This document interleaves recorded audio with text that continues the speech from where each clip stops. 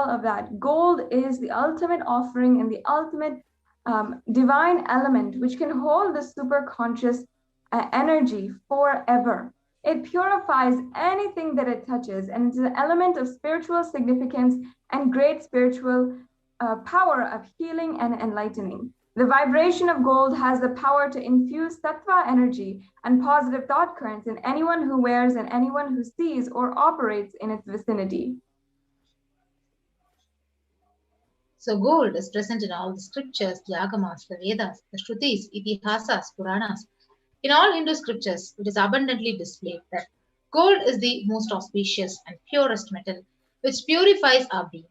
In Hindu civilization, everything was built in gold, exchanged in gold, and ritual feasts were offered in golden bricks. When one was to be saved from life-threatening illnesses, gold was offered as a ritual fee. Gold was in abundance, used for weighing equivalent amounts of commodities, including cows. Kingdoms were built in huge rows of gold. Streets would have huge columns and huge archways made of gold. Horses and cows were dressed up in gold. The Hindu civilization thrived on the banks of the river gold. In fact, the Indus River was called the Hiranyamaya, the river of gold in the Rig Veda, and the river Saraswati was called the Hiranyavartani in the Atharva Veda. Gold is a supreme element for offering gifts to ones you love and revere. Even in our day and age, in the modern day, we have gold bracelets, we have gold necklaces, gold rings for weddings. Gold is still an offering, a gift that is really coveted and prized and precious to every single person who offers it.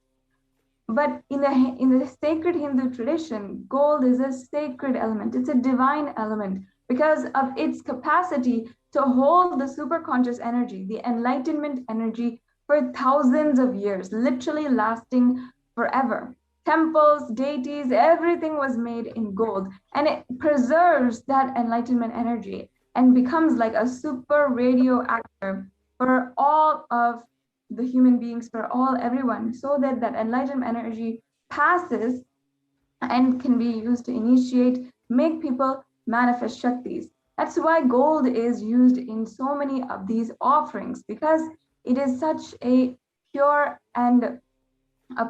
offering, and it is able to hold the enlightenment energy for so many thousands of years. So with that, we'll be moving on to the first offering to Parashakti, the E-Hundi offering, where the Shastra Pramana, it says, Bhakti Priya Bhakti Gamya Bhakti Bhashya Bhayapaha Shambhavi Sharada Radhya Sharvani Sharmadayini. And the English translation, Devi is fond of true devotion and is realized through true devotion. She can be won over through true devotion, and she removes all fear. Yes. So if there is any fear in the minds of devotee, Devi is sure to remove that fear. It is stated that Devi likes to be worshipped in autumn. Here it is meant that autumn of our lives, when thoughts turn more and more inwards, the role of the divine is known and understood very clearly. The need for Devi worship becomes stronger. So you can offer your gratitude and devotion to Parashakti in the form of E-Hundi offering, and your name shall be chanted out when the puja is offered. Next offering is the offering of Sankalpa chanting. Tayaidan mohyate vishwam saiva vishwam prashuyate saya chitta cha vijanam tushta rudim prayaschati.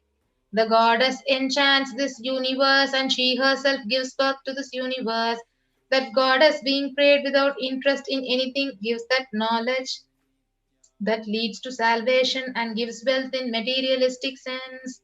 So you can offer the Sankalpa chanting and receive the blessings of Parashakti, and now with all the fruition of your desires and wishes, whatever you are yearning for. So you can offer the Sankalpa chanting at only one. Yes, the next offering is the Sahasranama Swarna Kasu, which you can offer at $75, $151, or $251. In the Lalita Sahasranamam, in verse 731, Devi Parashakti is described as Nama Parayana Prita, meaning she who likes the repetition of her various names. This is the offering of 1008 names of Devi Parashakti, and it's a very special and unique archana offered to the Mahameru of Devi Parashakti. You will offer a gold coin inscribed with each of the 1008 names and receive the blessings of the Ananta Kalyana Gunas, all the divine qualities of Parashakti. Yes, so the next offering is offering of Mukta Anguti, the ring with the pearl. मुक्ताहारलसत्किरीटरुचिरां पूर्णेन्दुवक्त्रप्रभां शिञ्जन्नूपुरकिङ्किनीमणिधरां पद्मप्रभाबासुरां सर्वाभीष्टफलप्रदां गिरिसुतां वाणीरमासेवितां मीनाक्षीं प्रणतोऽस्मि सन्ततमहं कारुण्यवारां निधिम्. And now the English translation. I bow down to the goddess Meenakshi, whose crown has garlands of pearls, and the face shining like a full moon, who wears anklets and are studded with gemstones and has small bells, who is shining like the splendor of a lotus, who grants all the wishes, the daughter of the mountain, who is worshipped by goddess Vani and Rama. I remain ever bowing to the goddess Meenakshi, the ocean of compassion. So you can offer the Mukta Anguti to Devi Parashakti and receive your blessings to be showered by her compassion and pure love in all your business endeavors. So the Mukta Anguti, you can offer it at $251, $501, or $750. Next offering is offering of Swarna Padma Pushpam, the golden lotus. The Kamikagama, it beautifully says, Ashtavidyeshwaropeta Kumbhavarana Samyutam Sarvesa Sutra Vastradhya Hema Pankaja Pushitaha Sapidana Sakkurchascha Pakva Bhilva Falaprabha Snapannadhyaya Samsiddha Pramanena Samanvita. And the English translation, all the kalashas should be wound around with suitable thread and covered with new cloth. They should be adorned with the lotus flower made of gold. In Sanatana Hindu Dharma, the lotus also has a deep spiritual significance. And there are so many hundreds of scriptural references for using the lotus in the worship of Paramashiva. Almost everything worship of the ultimate involves the consecration of deities and the worship and meditation with using mudras and asanas, and all of it is also using the use of the lotus flower. And not just the flower, but also the leaves, the pericarp, the different petals, everything is used during the offering. The lotus is thus considered a divine flower. And in fact, in all the scriptures, Shakti of Paramashiva is also called a lotus. The base of the Paramashiva linga is called a lotus. The disciple of Paramashiva is also considered a lotus, which is about to bloom. You can offer the gold lotus in any size you wish and to be blessed to have the state, space, and powers, and being the Devi in your inner space amidst any and every adverse situation in your life. So, next offering is the Swarna Mitti, the golden touring. Nakadhiditi samchanna namajjana tamo guna padadvaya prabhajala parakrita saroruha. And the English translation, you whose brightness from toenails destroy the darkness of ignorance from the minds of your devotees who prostrate at your feet, you whose brightness from your 2 feet overpowers that of the lotus flower. This is a Swarnamati offering that you can offer for $750, and you can offer the toe ring to Devi, adorning her sacred feet to be in constant gratitude for receiving her blessings, even in the most difficult aspects of our life. So the next offering is the Swarna Mantika. So Sudha Sarabi Varshini. So she who makes the nectar flow in all our nerves from the Sahasrara, that is, she who gives the very pleasant experience of the ultimate. So the Mantika, it represents the nectar flowing from the Sahasrara chakra, which is fully open. You can offer the Swarna Mantika to Parashakti and receive her blessings of achieving the blissful state of overflowing gratitude and space of complete completion. So the Mantika is available at $750. You can offer it by clicking onto the link tiny.cc/devi-offerings.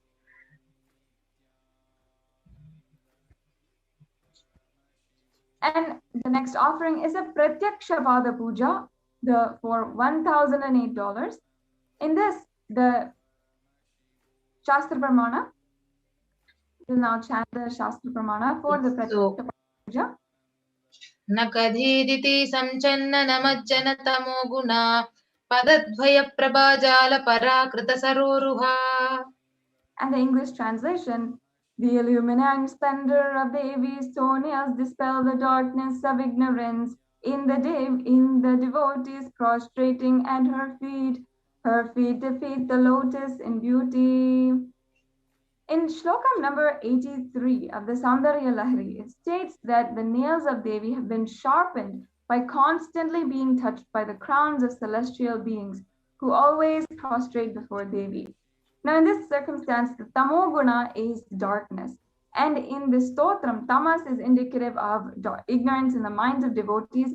And by constantly prostrating before the feet of Devi, their ignorance is removed and they attain the ultimate superior knowledge.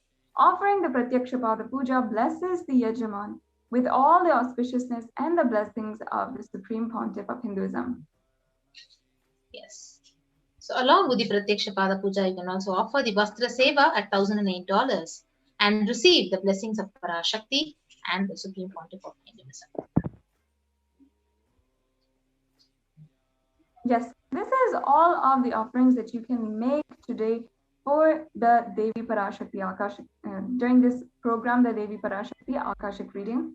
Now, you might have already asked your question, or you might have already wanted to ask any question, boon, request the blessings or healing blessings, request for wealth in your life with Devi Parashakti, or request any kind of blessing from Devi Parashakti. And she might have already blessed you.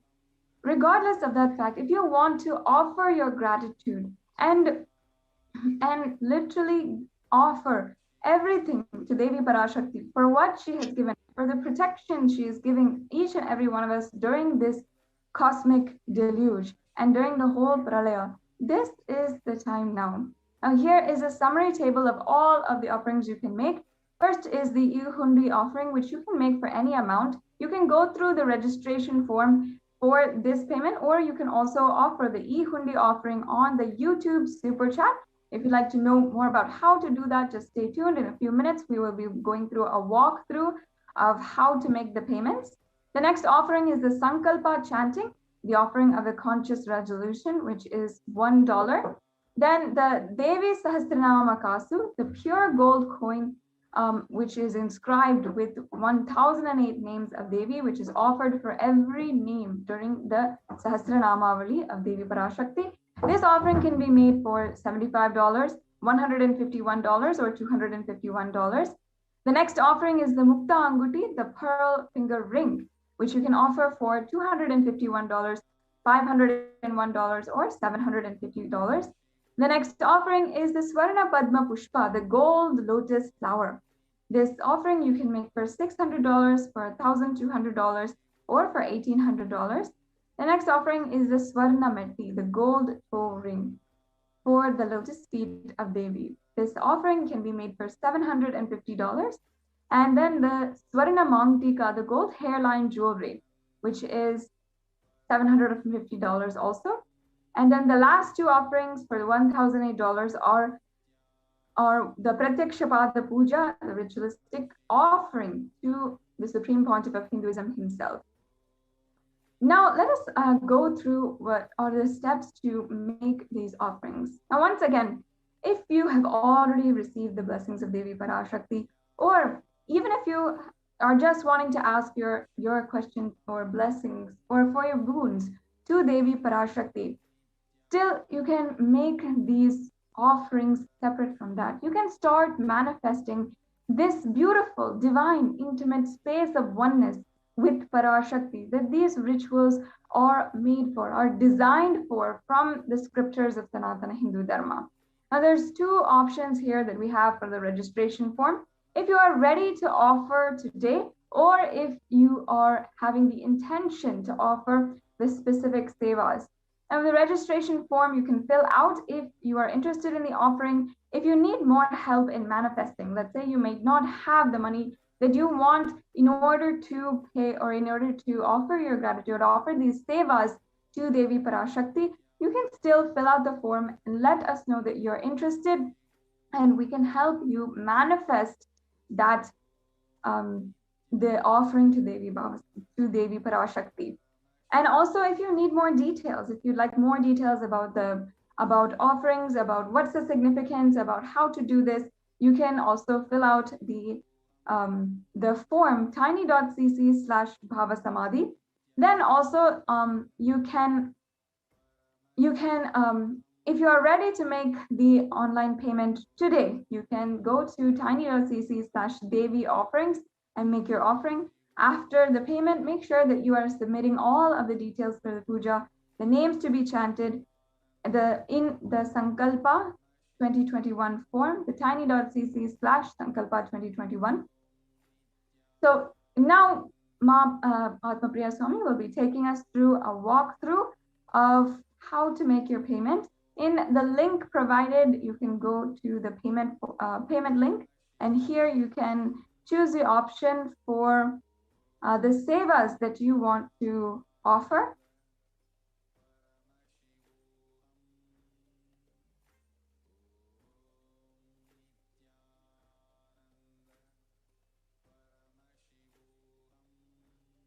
Yes, so you can choose the offerings that you want to offer. As you can see, there's a drop-down menu, and you can choose which offering that you want, and then you'll select the quantity that you want to offer, and then you'll press submit, and it'll take you through the further steps and how to make the payment. And in the next form, the registration details.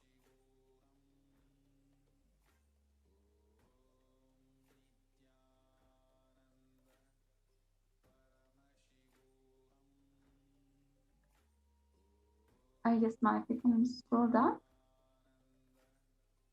Yes. So here you'll be filling out all the billing details, the shipping details, and any additional information that you'd like. And you'll have a very straightforward process to check out and to make your offerings today. So it's a very straightforward thing. You can do this right now if you want, and go ahead, go to the link. Yes.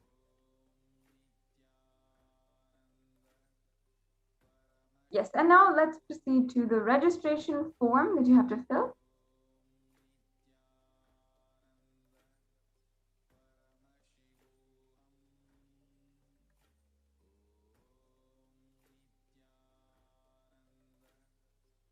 As you can see here, you'll be inputting all of your information. We can go on to the next form now.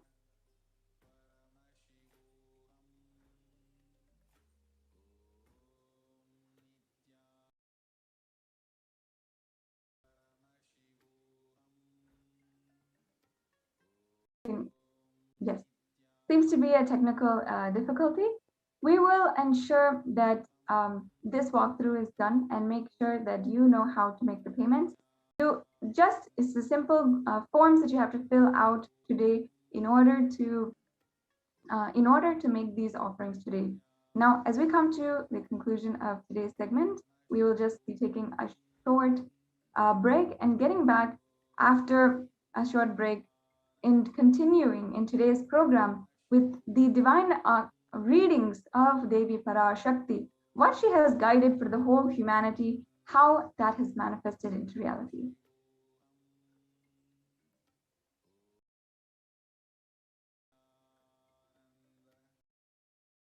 These offerings are an extremely beautiful way that you can make sure that you are manifesting the breakthrough that you want in reality. How you want to manifest your reality, whether it is health, wealth, you want beautiful life, you want beautiful, long-lasting and cherishing beautiful relationships with your family, your spouse, everyone. And if you want to manifest the perfect health, manifest a perfect body for doing all the activities that you want to do, or you want to manifest success in your career, and generate wealth, and ensure that you are making, ensure that you are doing the purpose in your life for whatever it is that you want to manifest in your life. These offerings are such a beautiful way to make sure that the to make sure that you manifest the breakthrough that you want in your reality. Now, as I already said, many of you might have already might have already have asked your question to Devi Parashakti. Devi Parashakti is making herself available, giving boons and blessing us, regardless of the fact if you offer any of these sevas, or you're able to offer right now, or it takes time to offer, whatever it is.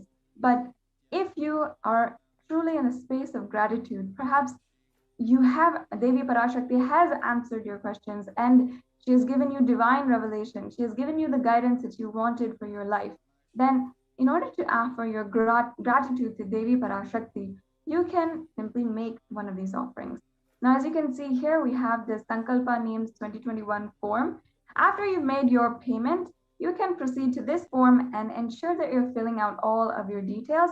This filling out this form makes sure that the correct details are applied or chanted during the ritualistic process and during the sacred chants. In the Sankalpa of every offering, your name is chanted, and that is how all of the good benefit of the ritual is associated to you. And in that sacred process of the Sankalpa also, all of the good things that the Supreme Pontiff of Hinduism can bestow, all the enlightenment or happiness and wealth, going beyond fear and going beyond anxiety, all of that is bestowed on you just after you offer this seva. So make sure that the details are given in this form, and make sure that after you're making your payment, this form is especially filled out, which is absolutely necessary, so that we can have a smooth process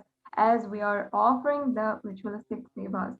The sevas are directly offered in the Nithyanandeshwara Devalaya, Nithyanandeshwara Paramashiva Devalaya, to Devi Parashakti, and the offerings of the Pratyaksha Pada Puja is the offering directly to the Supreme Pontiff of Hinduism, as well as the offerings of the Vastra Seva. And these special offerings, offering directly to the feet of Devi Parashakti, manifesting through the Nijavatara, the Supreme Pontiff of Hinduism, literally makes every single thing in your life, every single blessing that you want, everything manifest as exactly as you want it. So now we'll be concluding this segment of the offerings today and continuing forward with the next segments of today's program.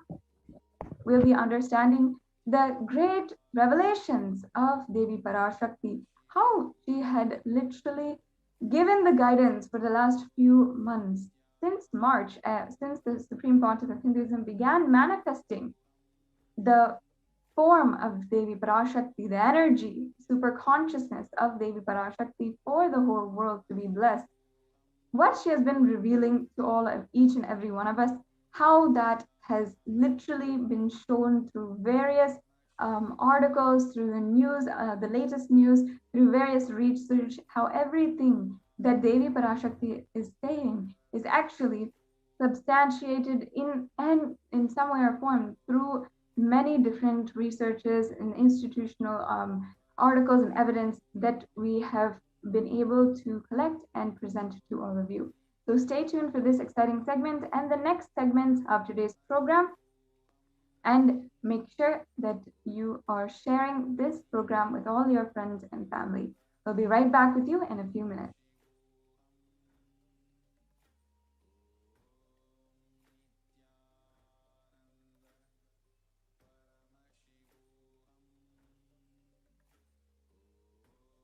Yes, and I'm sure many of you already know the extremely amazing and celebratory news that the United Nations has recognized the persecution against the Supreme Pontiff of Hinduism. If you want more information about this, if you don't already know, if you're just watching right now, please proceed to the link in the scroll below where the report in full is presented, where the UN has recognized the persecution against the Supreme Pontiff of Hinduism. After so many years of persecution, we have finally seen some sort of reprieve, some sort of place or platform where we can voice out our stories and share the survivors of so many different acts of violence by anti-Hindu terrorists, people who are just stopping, barraging the immense amount of contribution that the Supreme Pontiff of Hinduism is doing for the world and destroying that. How they have done that, what is this saga of persecution that the Supreme Pontiff of Hinduism has endured and survived and still manifested Kailasa despite of. So please make sure that you are visiting that link in the scroll below and sharing with as many people as possible. Now, we'll be proceeding with the next segment in today's program. We'll just get back to you in a few minutes.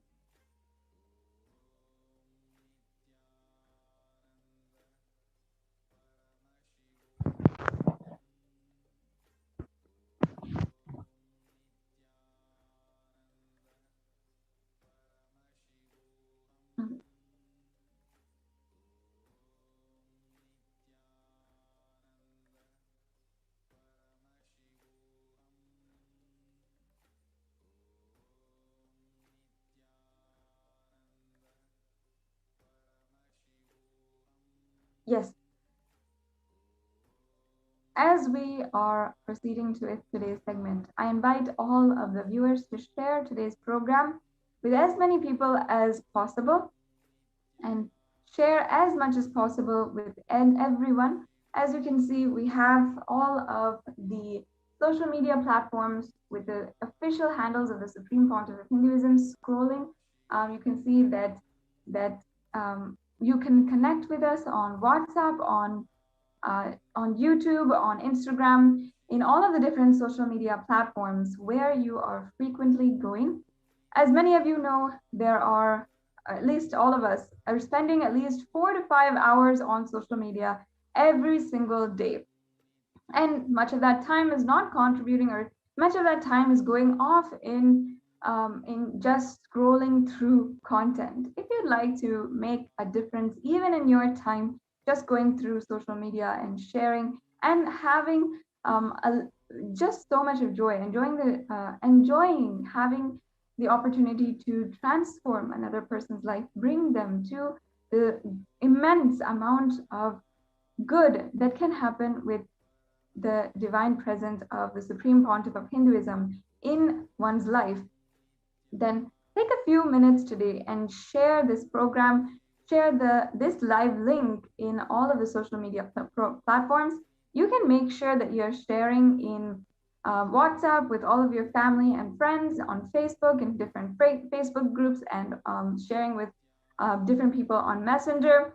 You can share on Instagram, on your Instagram story. You can share and make sure that you tweet about this live program. You can share and reply to the tweet. You can start a discussion. You can always comment down below and start a discussion, start interacting with us many times.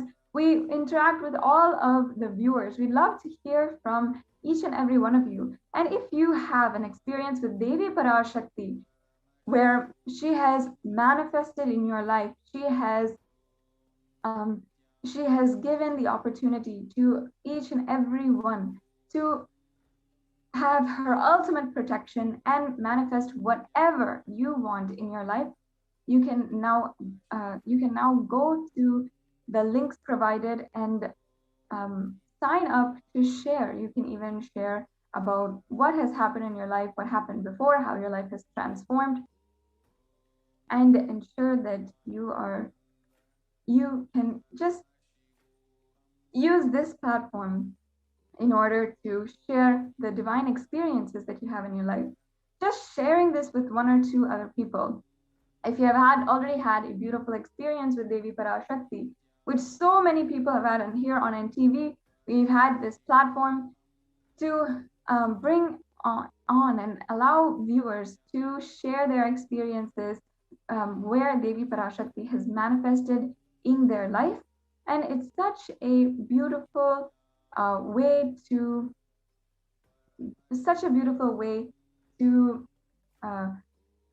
start enriching and share the beautiful goodness that you feel, the blessings that Devi Parashakti has bestowed on you.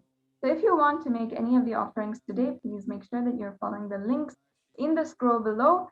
And also on the YouTube super chat, you can make any amount offering. You can donate how much ever you want, and all that punya will be bestowed on you.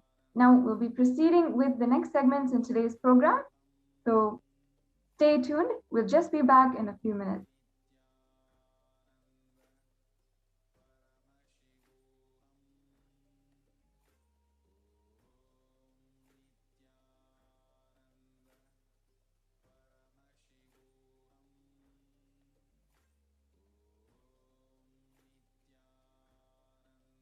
If you have a beautiful experience that Devi Parashakti has given you some boons, blessings, has literally intervened in your life.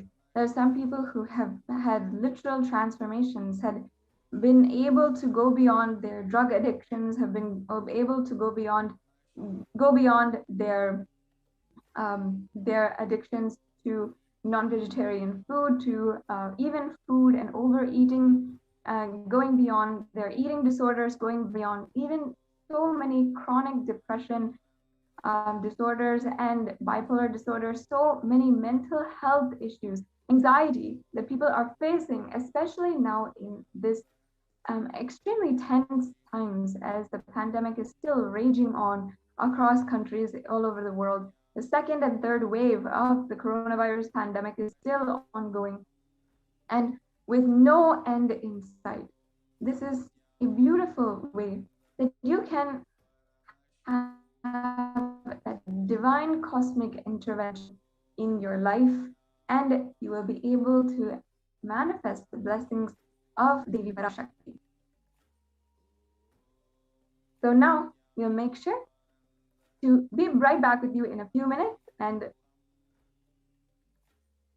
proceed with the next segments in today's program.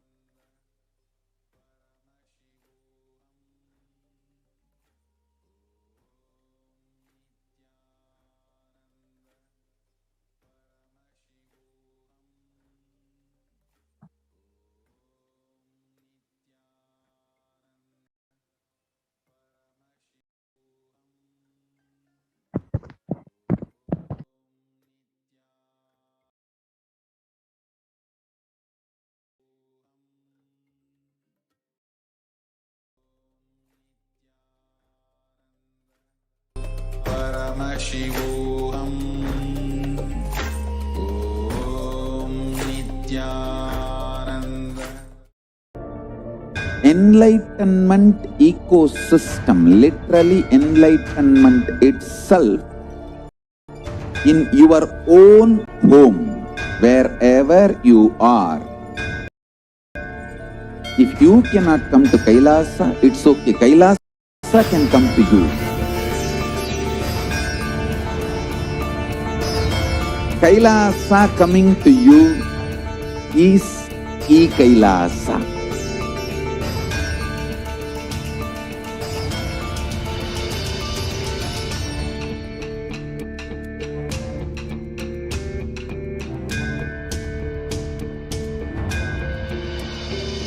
I will revive Hinduism. I am a Hindu revivalist, not by any revolution, but by evolution.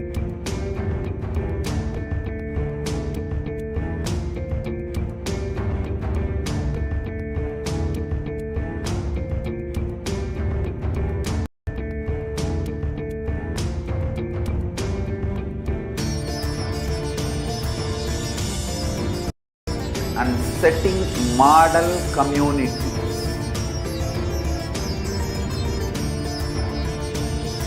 Kailasas, enlightenment ecosystems, Sarvanyapitas all over the world.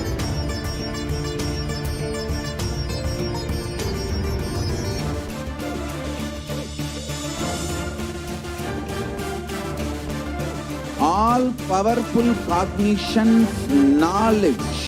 Only when you live, power manifestation and possibilities manifestation happens. This is a fundamental truth.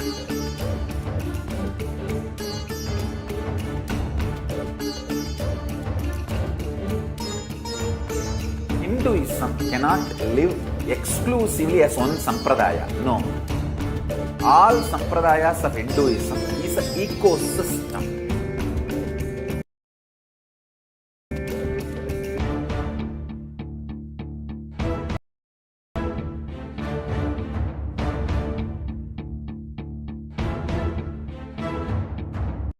So don't keep quiet thinking that if one sampradaya is attacked, only that sampradaya is going to be affected. All of us. Om Nithyananda Paramashivoham.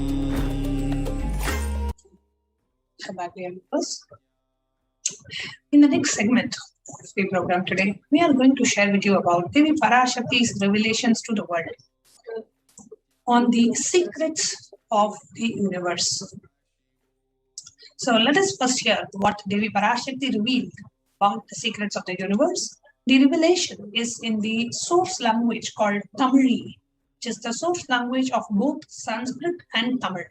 So this is in that source language. If you are not able to directly comprehend the language in which Devi Parashakti is revealing the Akashic records, we will be sharing with you our best efforts in translating Devi Parashakti's words into English.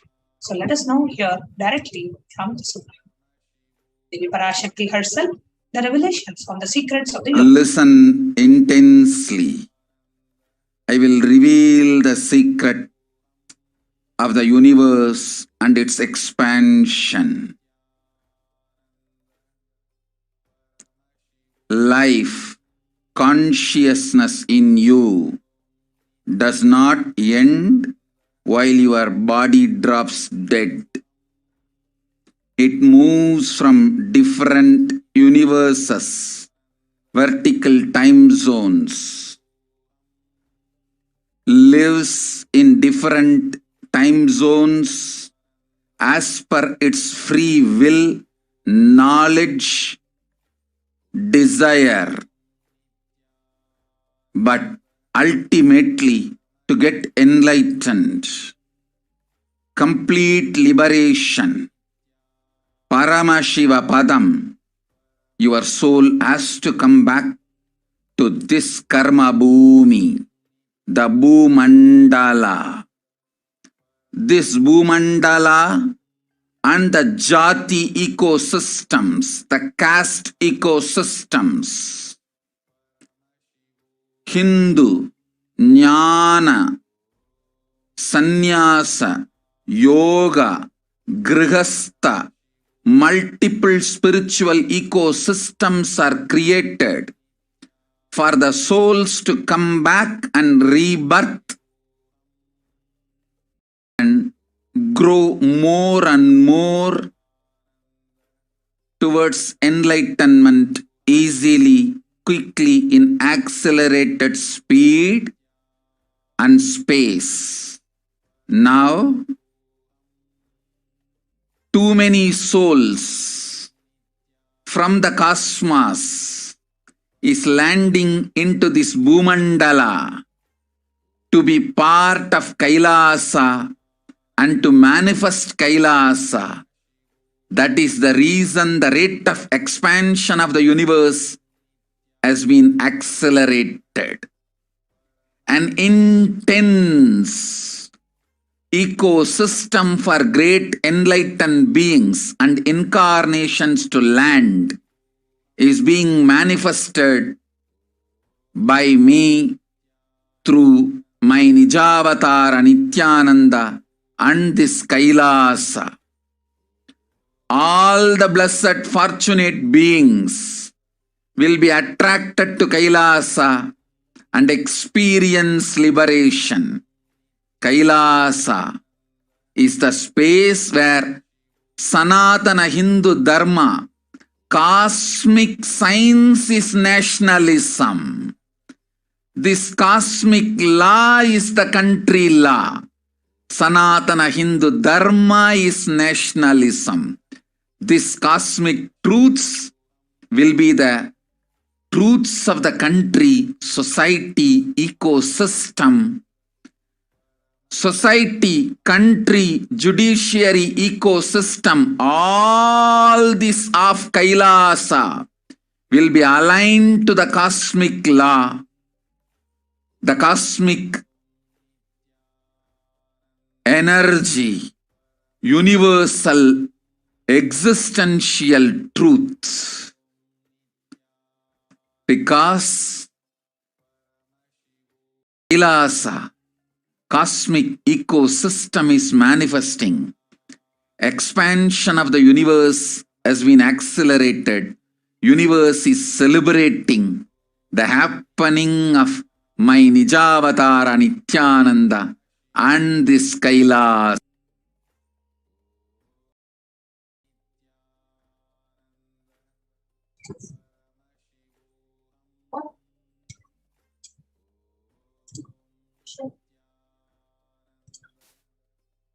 Devi Parashakti herself revealed in English. So we're just going to repeat whatever Devi Parashakti revealed, just so that it's a reiteration of what we just heard.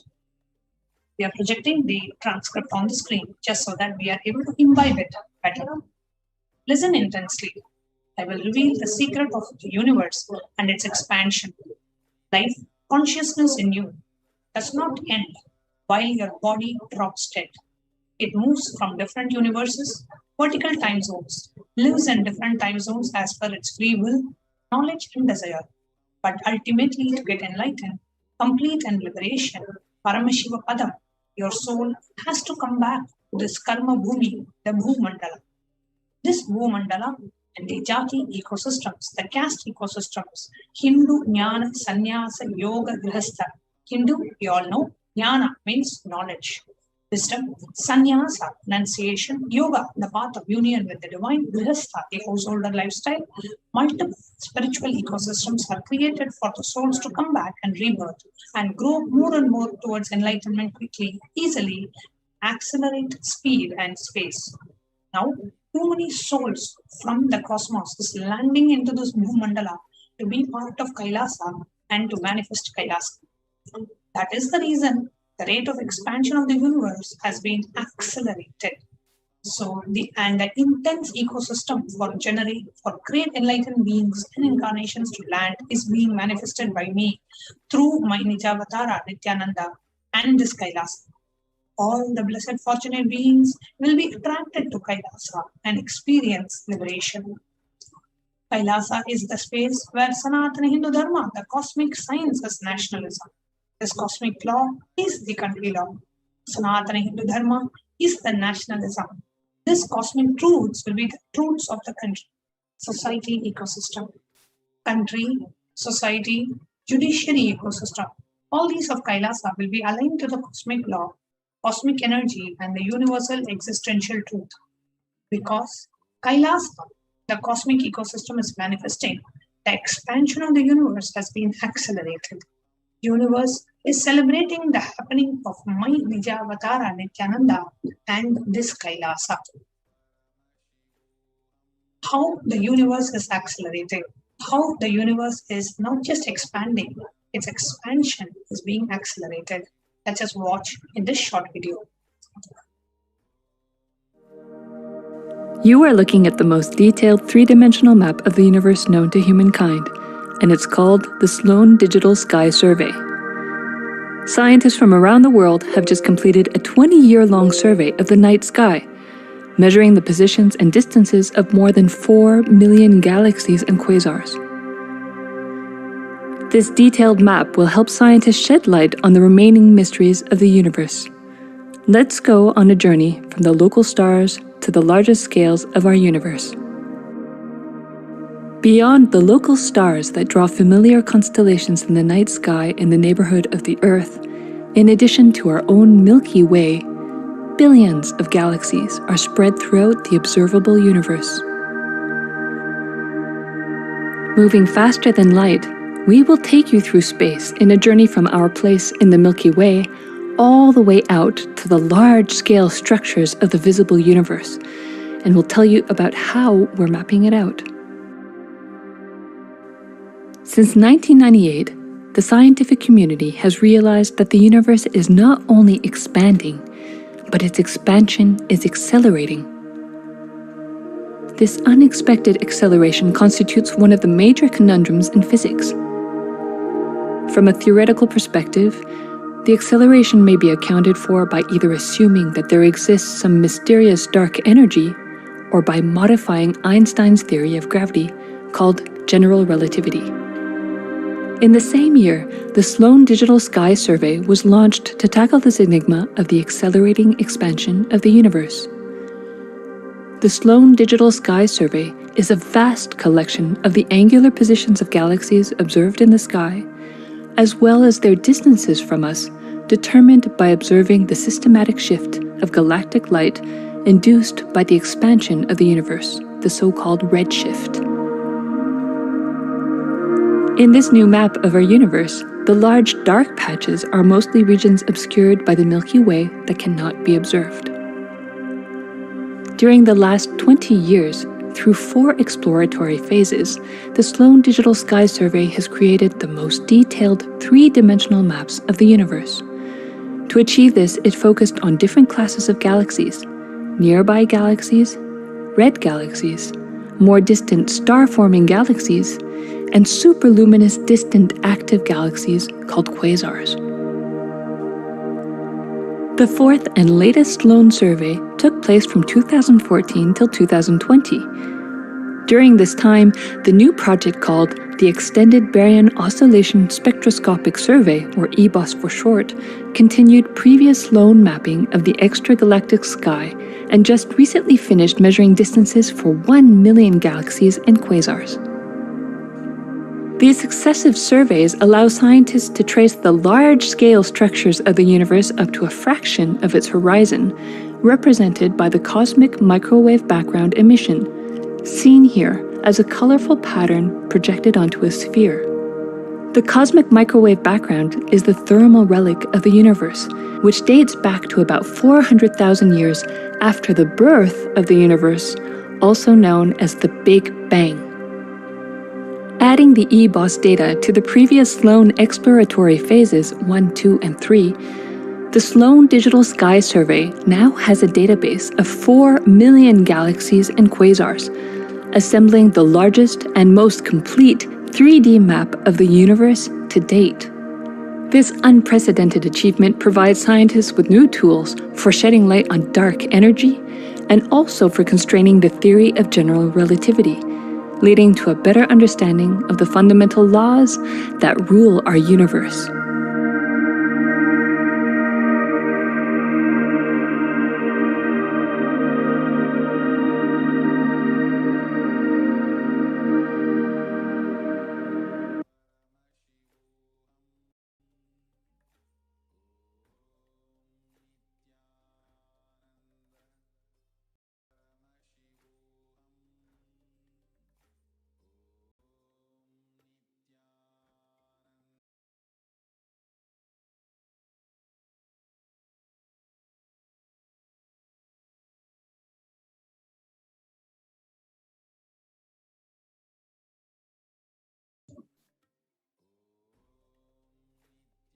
Let us now take a look at the truths that was revealed in the Devi Parashakti Akashic readings. The universe is not just expanding, its expansion is accelerated. The universe seems to be expanding faster than all expectations. New evidence deepens the mystery around the Hubble constant, one of the most important numbers in cosmology. Let's see what the National Geographic is saying. The fresh evidence suggests that the universe is expanding faster today than it did in its infancy, a difference that has set off a search to understand what cosmic forces could be at play. Confirmed, the changing rate, which is 9% faster than had been projected, could force us to reconsider a fundamental aspect of the cosmos.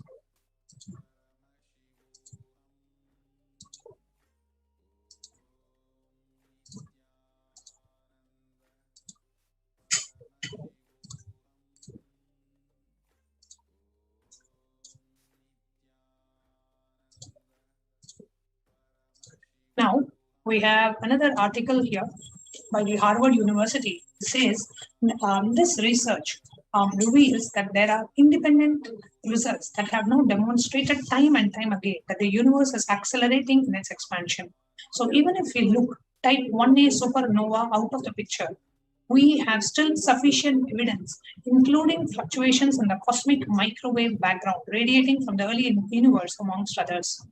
So here the article says, don't worry, the expansion of the universe is still accelerating.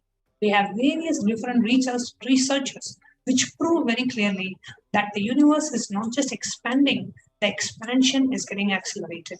And the Supreme Pontiff of Hinduism, in a satsang, revealed about this very same concept. So let us now hear directly from the Supreme Pontiff of Hinduism about the expansion of the universe and its accelerating, and what is the significance of this.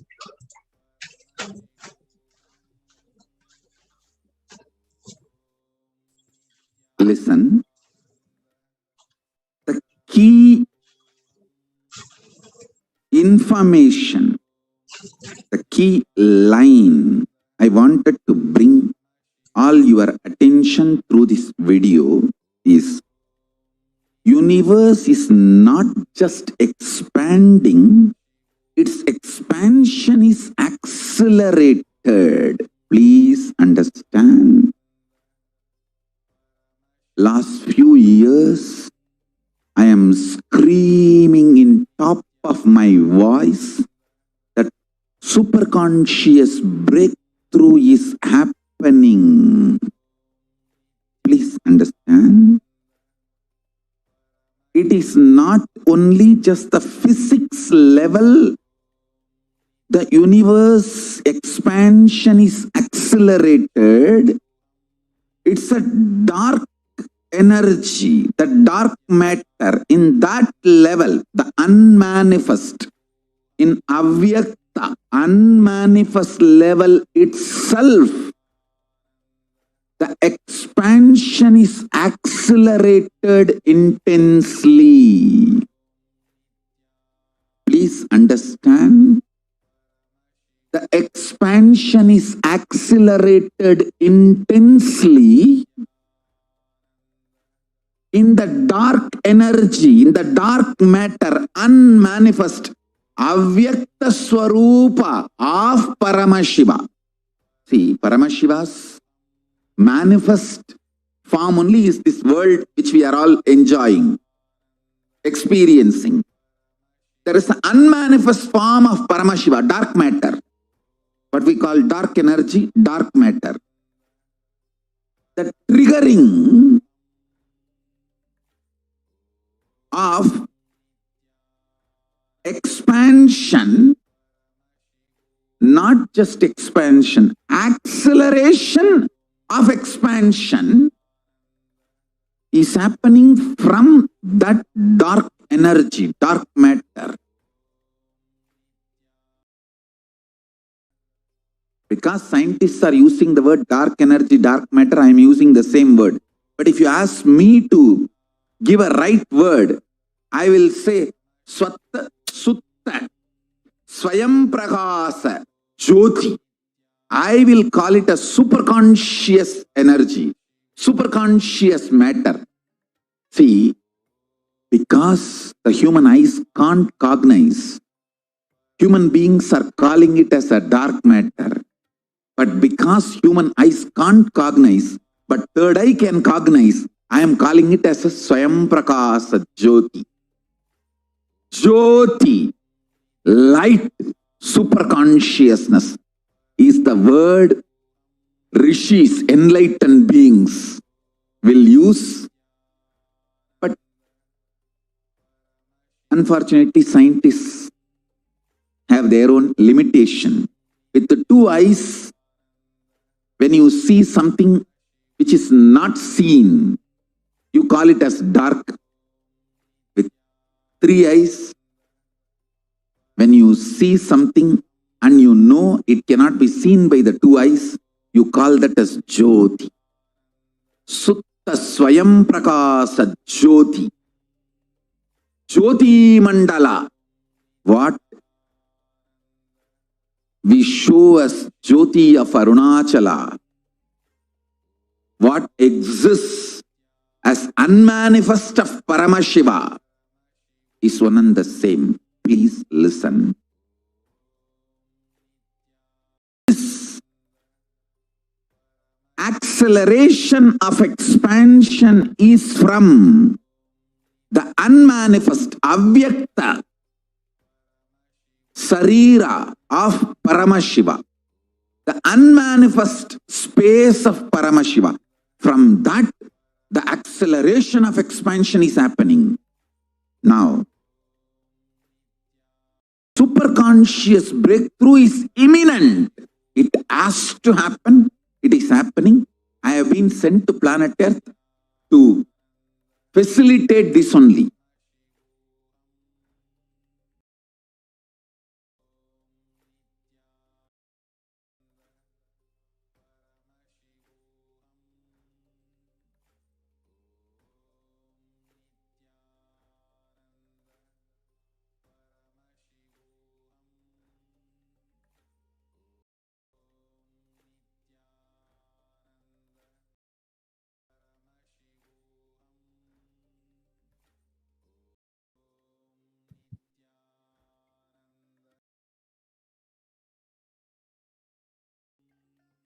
So as we saw, Devi Parashakti herself revealing about the expansion and the acceleration of the universe, and how there are so many researchers which prove that the universe is not just expanding, its expansion is continuously getting accelerated.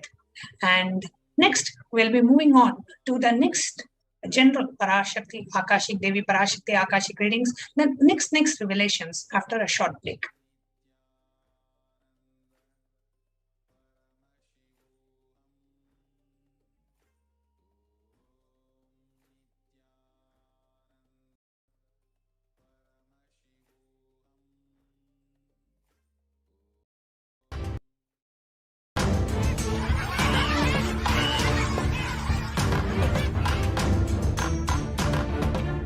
I invite all of you to get involved and enjoy Hinduism by the principle of Dharmo Rakshati Rakshitaha. When you protect Dharma, Dharma protects you. We will make the whole planet flourish. Spiritually, the spiritual prosperity will happen to the whole planet Earth. We all have to coexist together.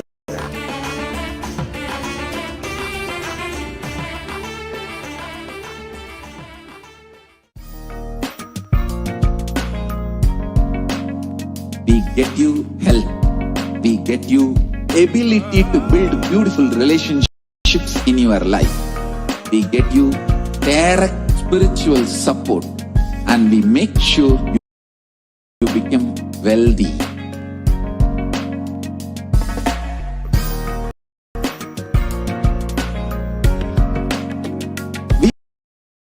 We won't stop giving you just good life.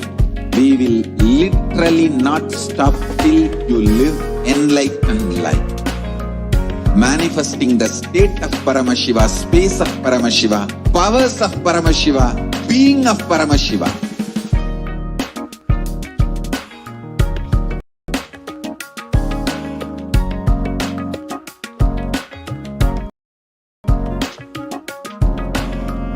whole world should become e-Kailashians.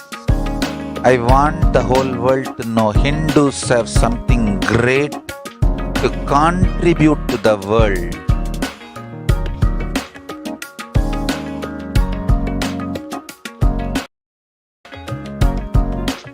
We have something great to contribute to the world.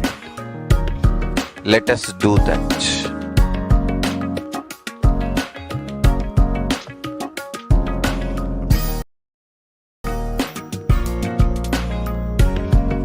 E-Kailasa is proper customized spiritual service helping you to identify your root patterns of suffering.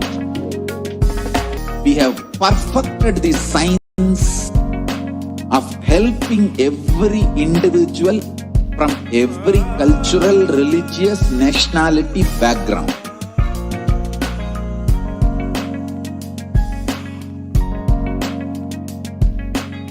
You will have lowest reactionary assumptions, highest awakened response, alive response for life continuously.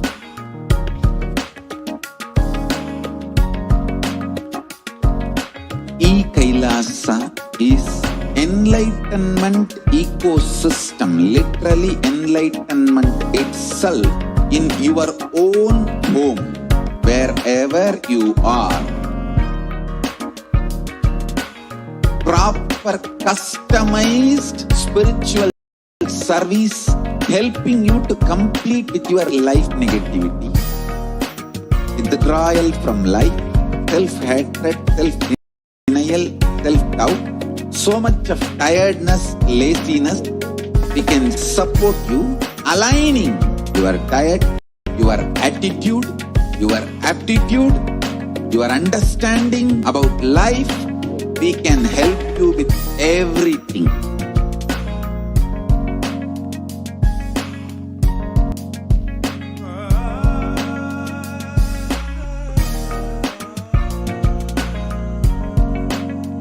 If you are interested in enlightenment, we will immediately bring this to you. If you are not interested, we will explain the whole science, inspire you and make you interested in enlightenment time. We need to cater this enlightenment science to the whole world wherever they are, because enlightenment is the birthright of all human beings. Kailasa is responsible to provide that to all human beings.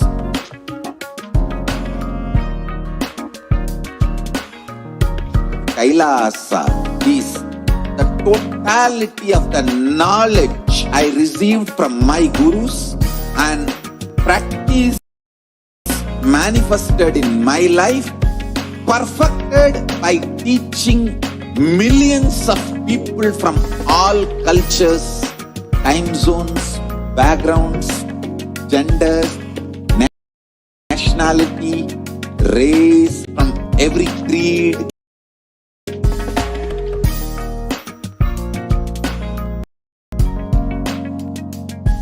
So this absolutely perfected knowledge available to you, served to you in your home without even you moving out of your couch, free of cost.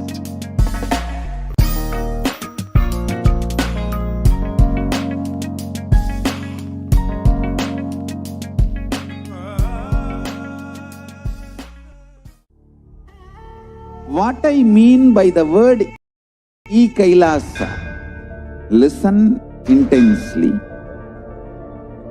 Enlightenment ecosystem, literally enlightenment itself in your own home, wherever you are.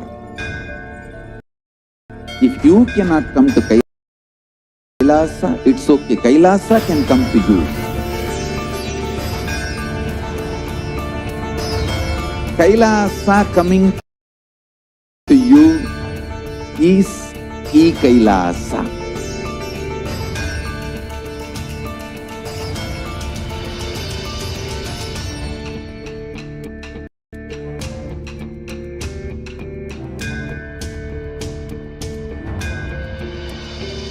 I will revive Hinduism. I am a Hindu revivalist, not by any revolution, but by evolution.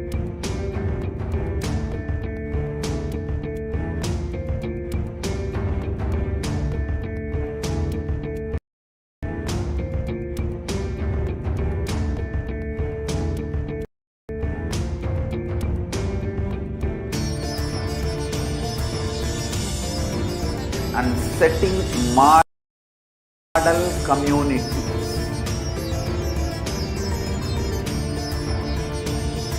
Kailasas, enlightenment ecosystems, Sarvanya Pitas all over the world.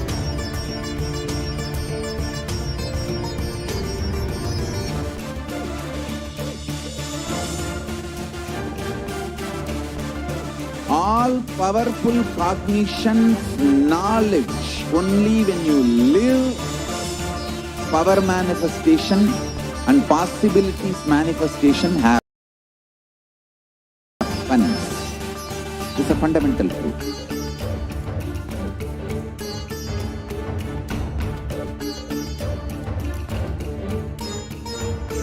Hinduism cannot live exclusively as one sampradaya. No.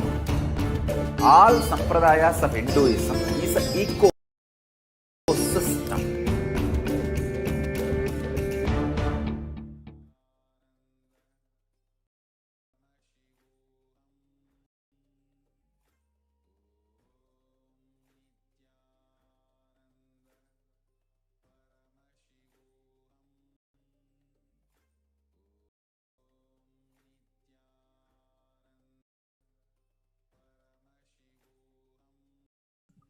Welcome back, dear viewers. In the next segment, the revelation that we are going to see, the revelation of Devi Parashakti that we are going to see now, is the sacred secret of Hindu birth. If you are born as is the sacred secret behind you having taken birth as a Hindu.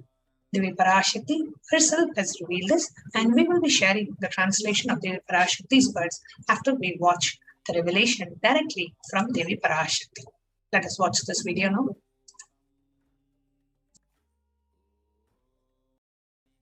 நன்றாய் கேட்டுக்கொள். உன் கேள்விக்கு உன்மூலமாய் உலகெங்கும் இருக்கும் இந்துக்கள் எல்லோர்க்கும் அளிக்கின்றேன் உத்திரம். கேட்டு வாழ்ந்தால் உங்கள் வாழ்க்கை பத்திரம்.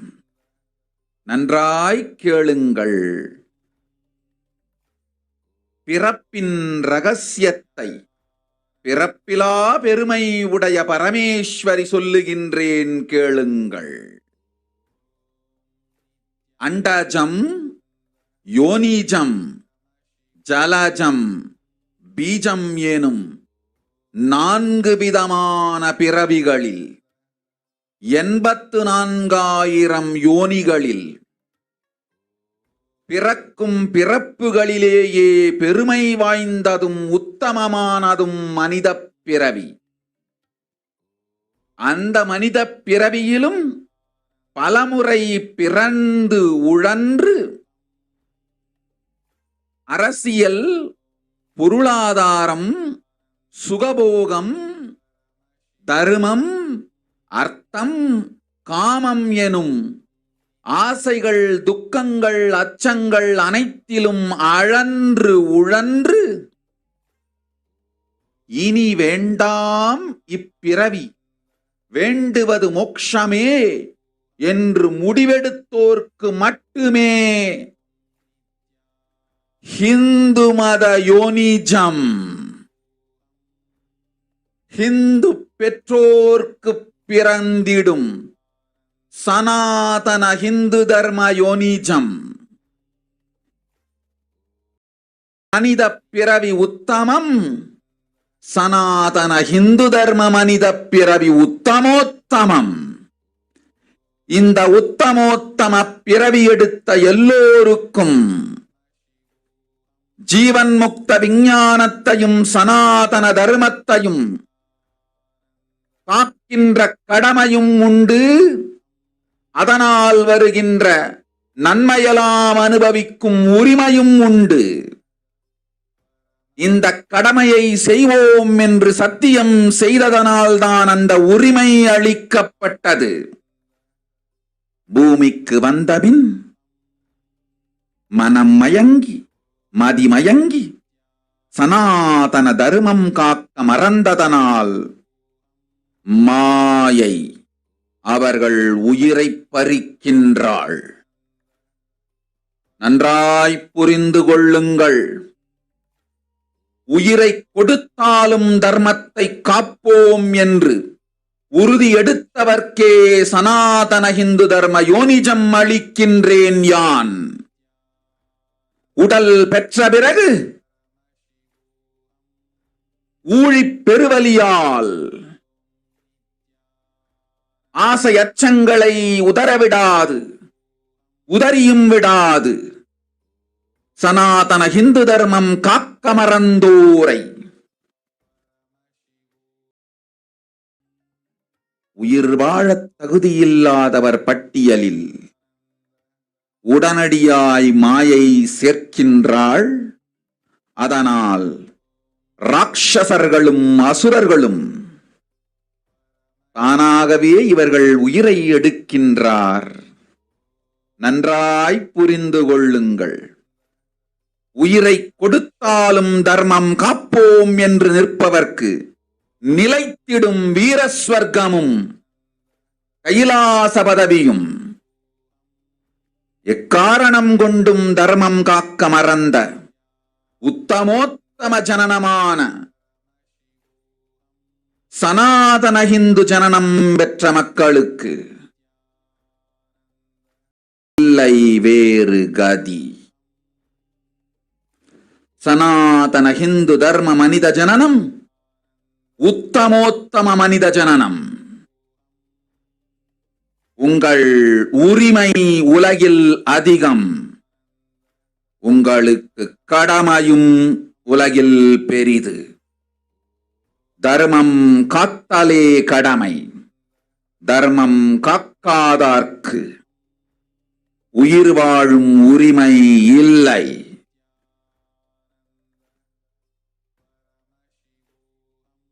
நன்றாய் புரிந்து கொள்ளுங்கள்.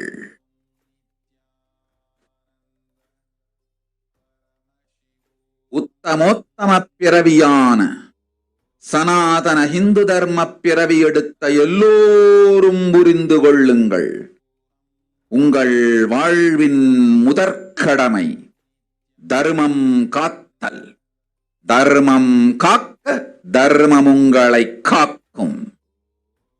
சனாதன ஹிந்து தர்மம் காக்க மறந்திட்டால் வாழும் உரிமையை நீங்கள் இழந்து விடுகின்றீர்கள். அதற்கு மேல் வாழ்ந்தென்ன அழிந்தென்ன? பூமிக்கு பாரம் குறையட்டும் என்று அசுரர்களும் ராட்சதர்களும் உங்களை உண்டு தீர்க்கின்றார்கள். அதையும் மாயை கண்டு சும்மாவிருப்பாள். பிரபஞ்ச ரகசியத்தை, பிறவியின் ரகசியத்தை உலகிற்கெல்லாம் உத்தரமாய்ச் சொல்லிவிட்டேன். புரிந்து வாழ்வில் நடந்து உயிரை பத்திரமாய் பார்த்துக் கொள்ளுங்கள். அன்னை சொல்லும் அருள் சத்தியம் இது. ஓம் ஓம் ஓம்.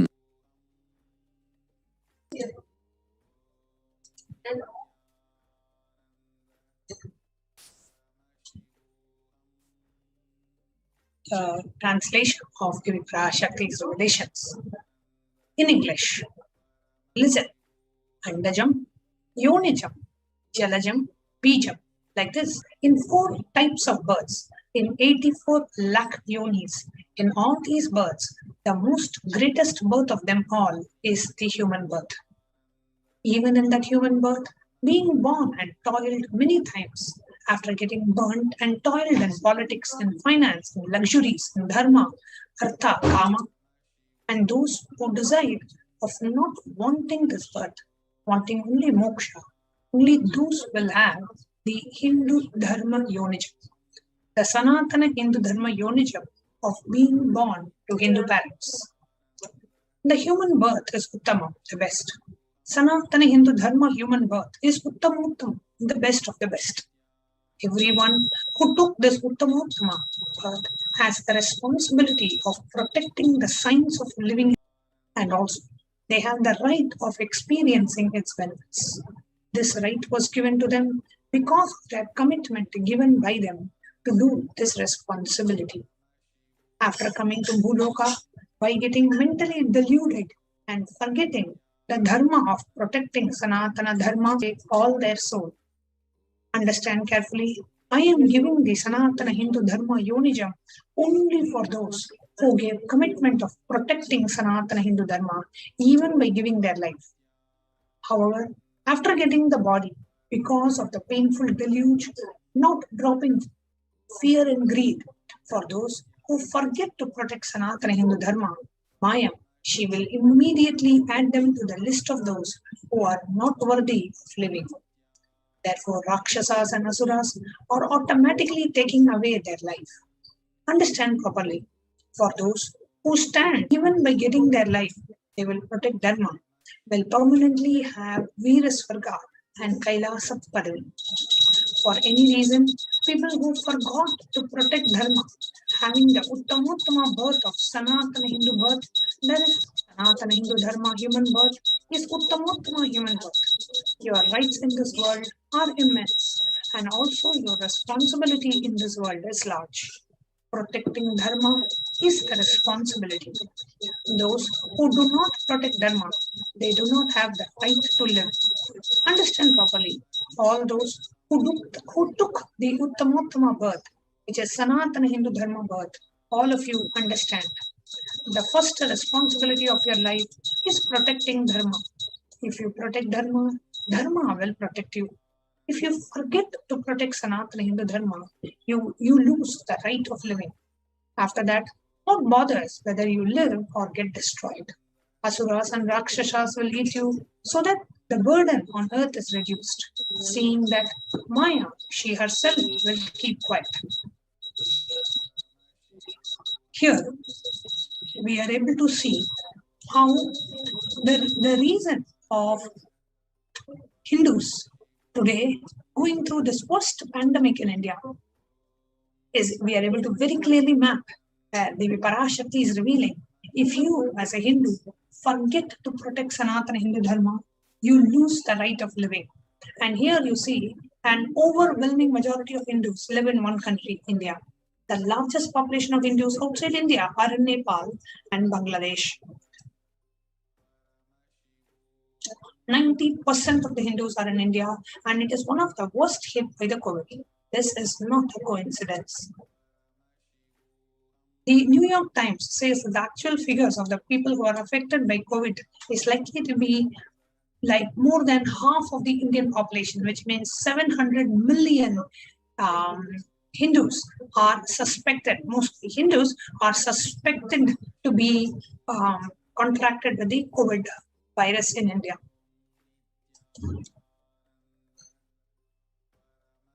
Here you can see the total population of India is 136 crore, which is 1.36 billion, and looks like estimated more than 700 million Indians have been infected.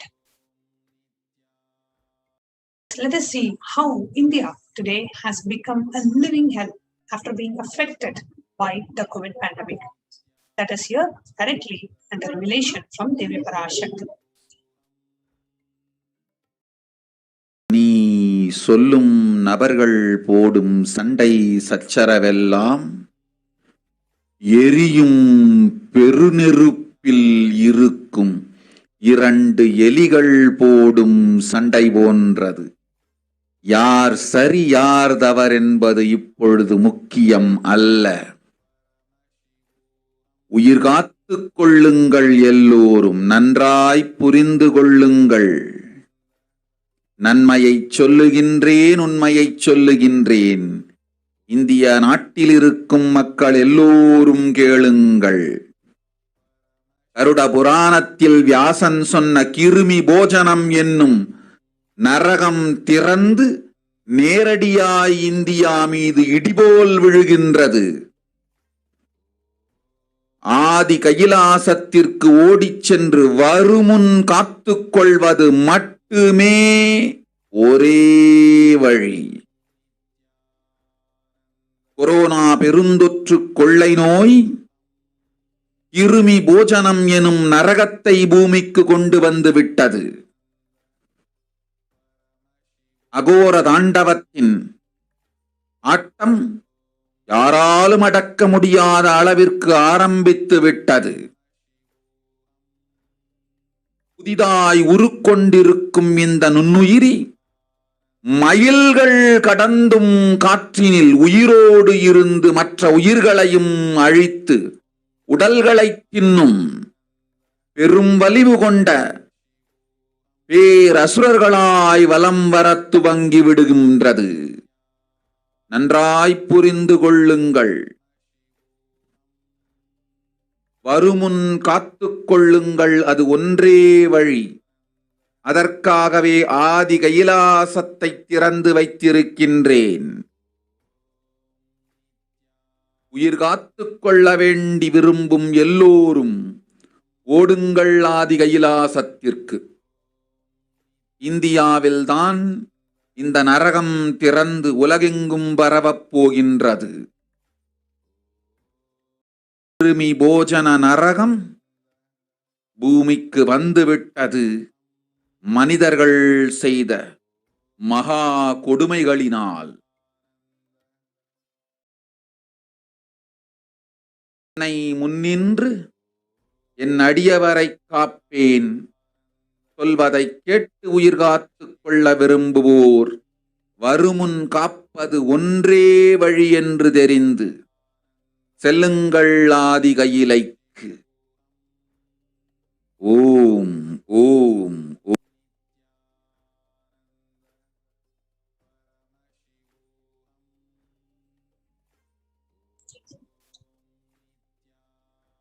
The translation of Devi Parashakti's revelations. Everyone in India, all of you listen. The hell of Kirmi Bhojanam that was mentioned by Vyasa in Garuda Purana has opened, and it is directly falling on India as thunder. Running to Adi Kailasa and protection from it is the only way. Deadly corona life-taking disease has brought hell known as Kirmi Bhojanam to earth. The dance of Aghora Tandava, which no one could control, has started. This microorganism that is formed will be alive in air for miles together, destroying other souls. It will eat bodies. It has started roaming as great demons with tremendous strength. Understand properly. Prevention is the only way. For that, I have opened Adi Kailasa for those who want to save their life. All of you run to Adi Kailasa. Only in India, this hell is going to open and is going to spread to the whole world. The Kirmi Bhojanam hell has come to earth because of the sufferings done by humans. Mother, I will protect those at my feet, those who listen to me and wish to save their lives, learning that prevention is the only way. Go to Adi Kailasa. And here we have the reference to the hell referred to by Devi Parashakti in the Akashic readings. Kirmi Bhojana is one of the 28 hells described in the Hindu scriptures, where people are sent to suffer in a pit to be eaten up by the wolves. The Garuda Purana in that chapter mentions about the Kirmi Bhojana hell in the cosmology of hell and nether regions. The Devi Bhagavata Purana refers to the Kirmi Bhojana hell in the chapter 21 and 22. The Shiva Purana in the chapter 16 talks about the Kirmi Bhojana hell. The Skanda Purana, the Brahma Purana, Padma Purana, all of them mention about the Kirmi Bhojanam hell. Here we are seeing the direct reference from the Hindu scriptures where the Kirimi Bhojanam is mentioned. Sanat Kumara Uvacha Teshamad Mardho Parishtadve Narakam Stashu Nushvacha Matto Munivara Shrestha Pachyate Yatra Papinaha. O excellent sage, above the nether regions are the hells where the sinners are scorched. Listen to their description from me. Rauravashukaro bodhaha talo vivassanastata mahajvalastapta kumbho lavanopi vilohitaha. They are Raurava, Shukara, Radha, Tala, Vivasvat, Mahajwala, Taptakumbha, Lavana, Vilohita. Vaitarini Puyavaha, Krimina Krimi Bhojanaha, Asipatravanam Ghoram, Lala Bhakshascha Dharunaha. The river Vaitarini consists of putrid stuff flowing in it. Krimina, Krimi Bhojana, Asipatravana, and Lala Bhaksha are terrible hells. So this is a direct reference from the Shiva Mahapurana describing about the Krimi Bhojana.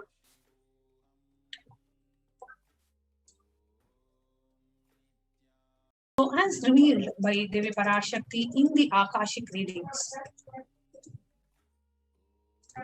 running to Adi Kailasa and protection from it is the only way. As the deadly corona life-taking disease has brought the hell of Kirimi Bhojana to planet Earth. So in the next segment of this program,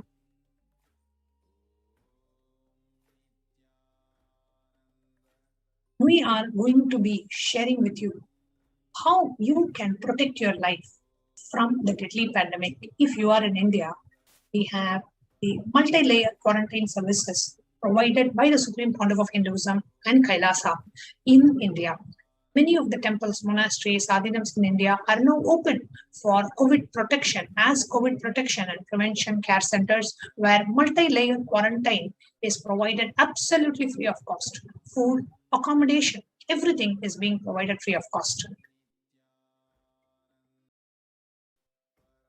So in the next segment of this program, we are going to share with you about Adi Kailasha Sarvajna Pita as a COVID protection and the prevention care ecosystem as blessed by the Supreme Pontiff of Hinduism. We are going to be having the administrators of the Adi Kailasa come and share about the Adi Kailasa Sarvajna Pita as a COVID protection and prevention care after a short break.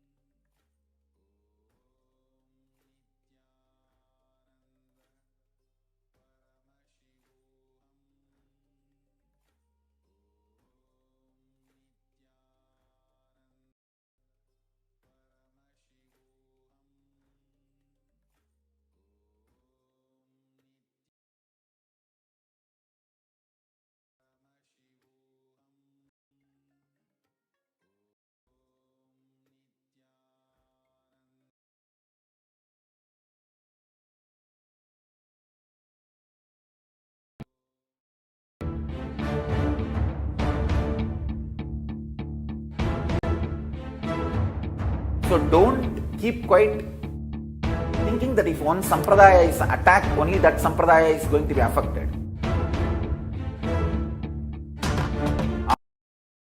All of us are ecosystem.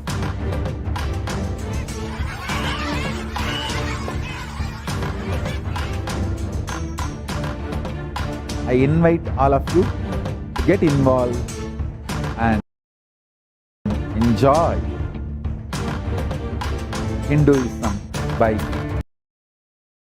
the principle of Dharmo Rakshati Rakshitaha. When you protect Dharma, Dharma protects you. We will make the whole planet flourish spiritually. The spiritual prosperity will happen to the whole planet. We all have to coexist together.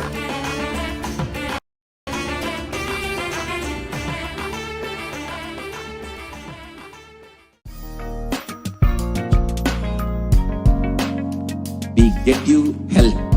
We get you ability to build beautiful relationships in your life. We get you direct spiritual support, and we make sure you become wealthy.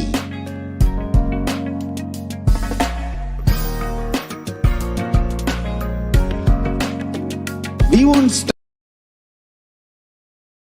giving you just good life. We will literally not stop till you live enlightened life. Manifesting the state of Paramashiva, space of Paramashiva, powers of Paramashiva, being of Paramashiva.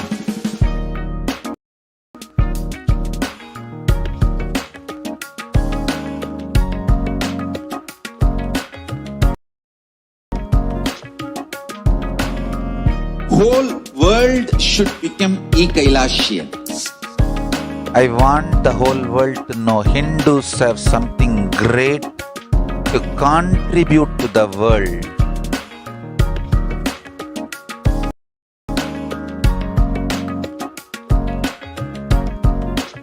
We have something great to contribute to the world. Let us do that.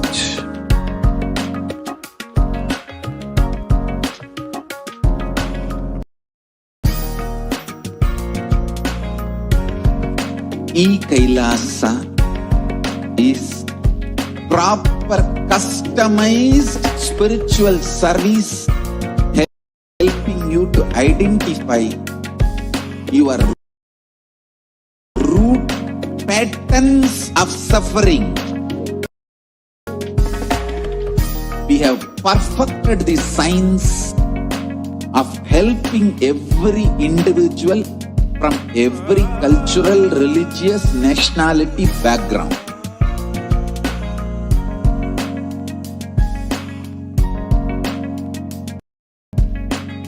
You will have lowest reactionary assumptions, highest awakened response, alive response for life continuously.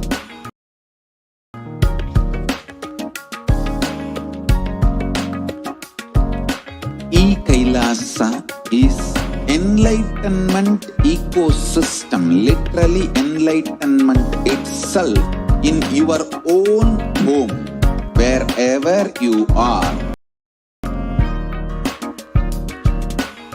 Proper customized spiritual service helping you to complete with your life negativity, withdrawal from life, self-hatred, self-denial, self-doubt, so much of tiredness, laziness. We can support you, aligning your diet, your attitude, your aptitude, your understanding about life. We can help you with everything.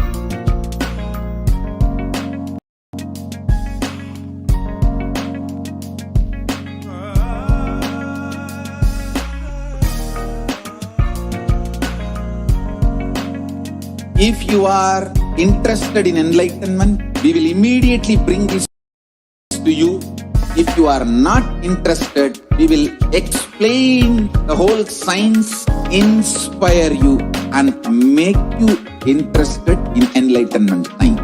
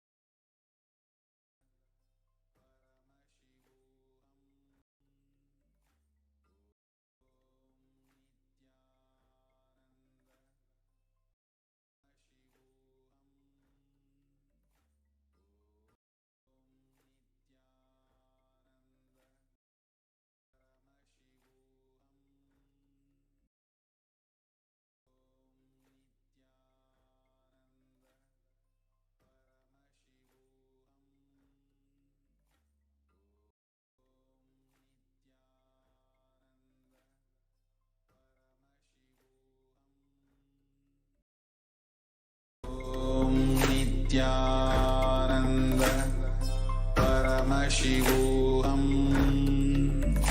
Om Nithyananda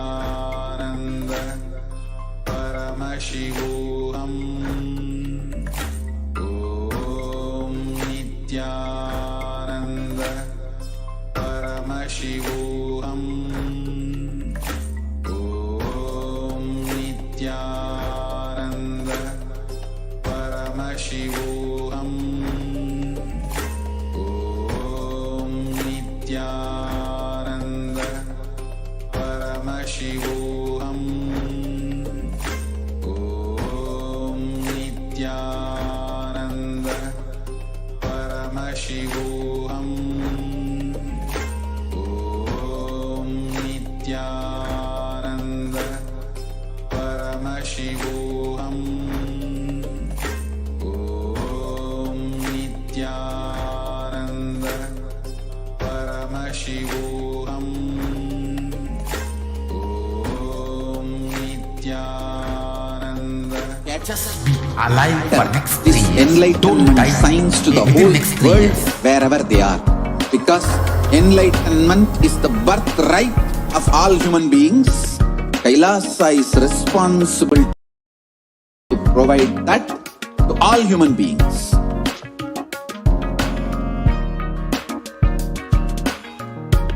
Kailasa is the totality of the knowledge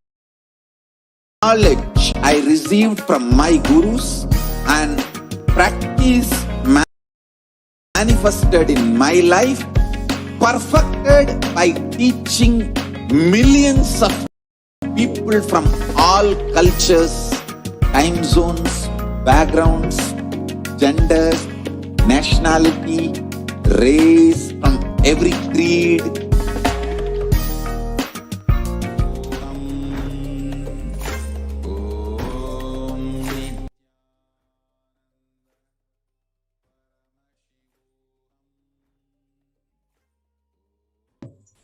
Nithyanandam, everyone. The next segment is going to be about the COVID care protection centers that the Supreme Pontiff of Hinduism, Jagadguru Mahasannidhanam, His Divine Holiness, Bhagwan Nithyananda Paramashivam, has opened his de facto spiritual embassies to protect the humanity from COVID.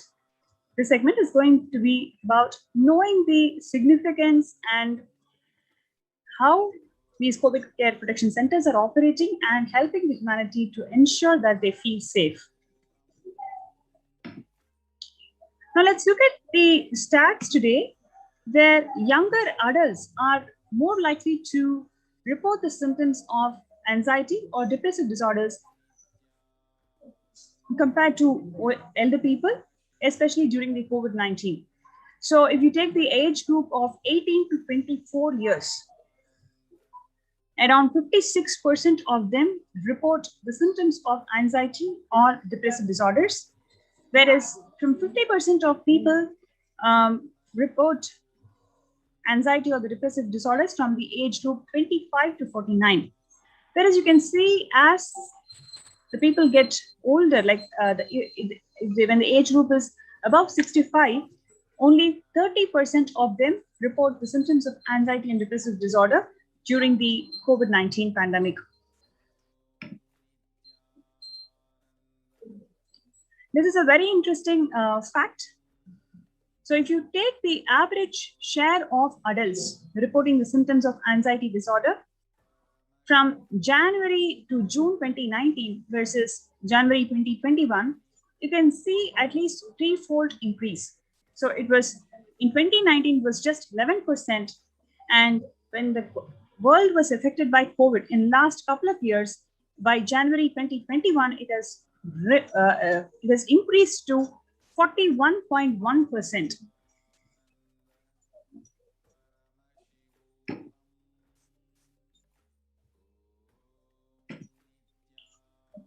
How are you feeling? Especially the employees, how do they feel more than half the time at work?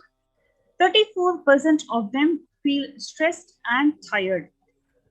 17% of them feel depressed, 19% of them feel distracted, 22% of them feel discouraged, and 27% of them feel burnt out.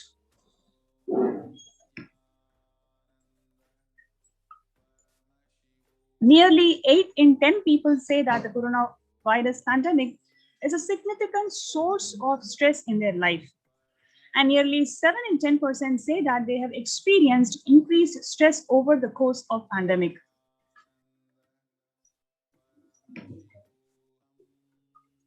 About 1 in 4 essential workers, 25% of them are diagnosed with mental health disorders.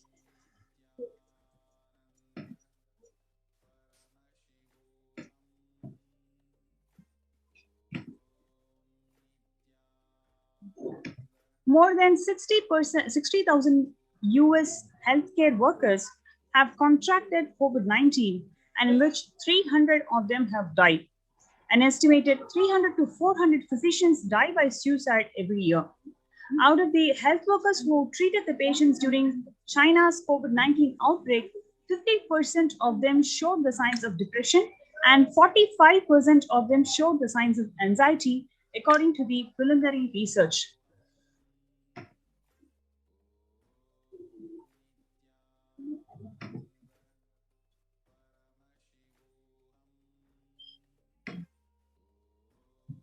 Self-reported mental health amongst the pregnant women, new mothers. Before pandemic, 15% of them used to feel depressed, while after pandemic, during pandemic, 40.7% of the pregnant mothers are feeling depressed. Similarly, 29% of the pregnant mothers used to feel anxious, and now during pandemic, 72% of them are feeling anxious.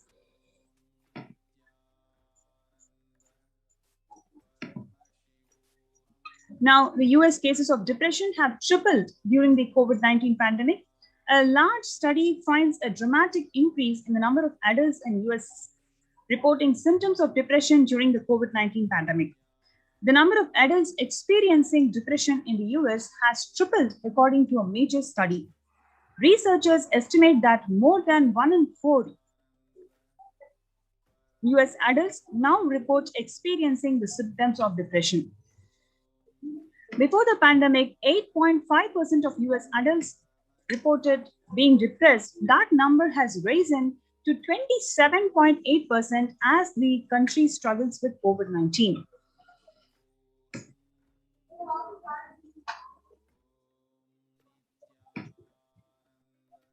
Young workers hit hardest. From the age group 22 to 25, 89% of them are likely to say that pandemic has a negative impact on their mental health, whereas 83% of them from the age group 26 to 37% are affected negatively on their mental health. 73% from the age group 38 to 54 and 62% from the age group 55 to 75.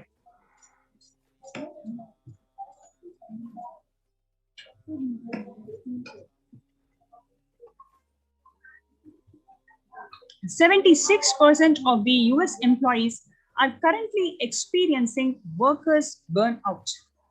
57% of them say worries about COVID-19 has been a contributing factor. 33% of them says that worries about political issues have contributed to the burnout. So we can clearly see that how the workforce, the young workforce, are clearly impacted with the onset of COVID.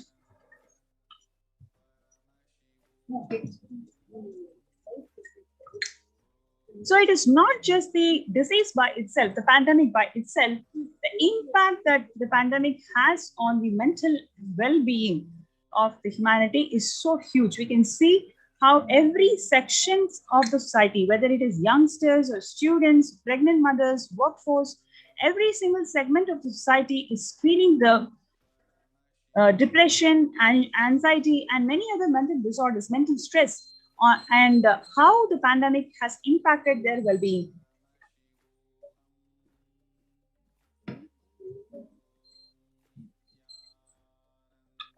Now let us see the contributions from Kailasa's Department of Human Services, how the Kailasa has empowered the humanity to combat, to fight this COVID-19 and ensure that the mental breakdown does not happen to people, whoever is fighting the disease.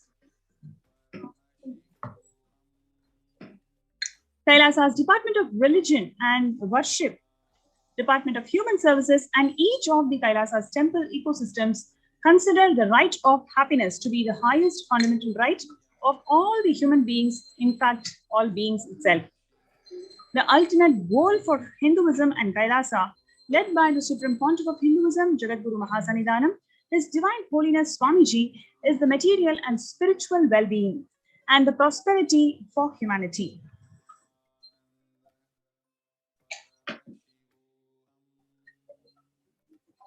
Kailasa is a place where everything related to superconsciousness is revived.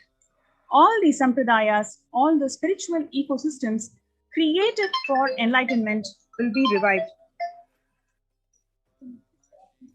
and established in a way that it never gets lost again.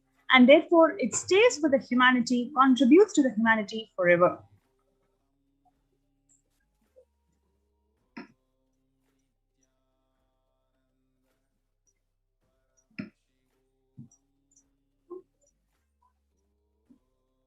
On 21st of October 2006, following a meditation under the sacred banyan tree in Adi Kailasa, the peacekeepers of Kailasa, along with the children of Nithyananda Gurukul, celebrate the auspicious occasion of Deepavali. This is on 22nd of December 2018, where the peacekeepers of Kailasa and participants of Paramashivoham meditation workshop take part in the celebrations of traditional flag hoisting ceremony.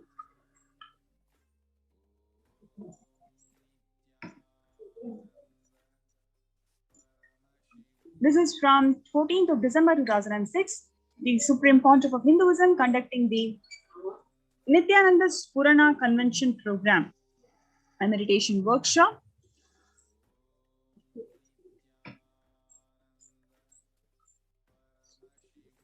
This is from 17th of December 2016, the Supreme Pontiff of Hinduism conducting the Nithyananda Purana Convention Program at St. Peter's Engineering College in Chennai.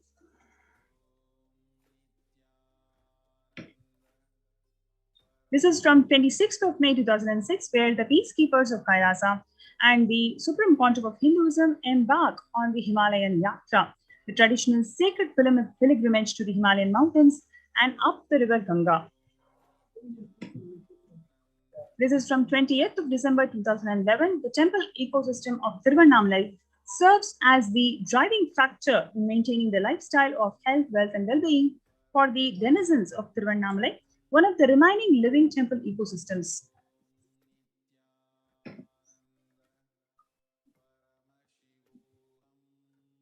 This is from 31st of December 2018, where the peacekeepers of Kailasa and participants of Paramashivoham meditation workshop take part in morning meditation and traditional puja or ritualistic workshop. This is from 11th of September 2016. The peacekeepers of Kailasa, led by the Supreme Pontiff of Hinduism, take part in Kara Seva, the voluntary contribution of physical service towards the cleaning or the construction of the sacred Hindu temple.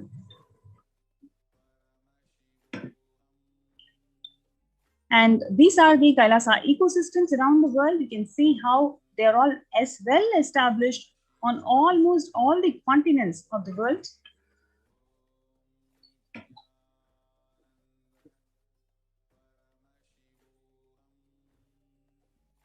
What you're seeing on the left is from 1994 Kailasa and Tiruvannamalai, which is passed on to the hands of the Supreme Pontiff of Hinduism, Jagadguru Mahasannidhanam, His Divine Holiness Swamiji from his Guru, Mata Buddhanandapuri. Now on 2017, the same Kailasa in Tiruvannamalai, where it is receiving the visitors and delegates for the Kalpataru meditation workshop and Shiva Diksha.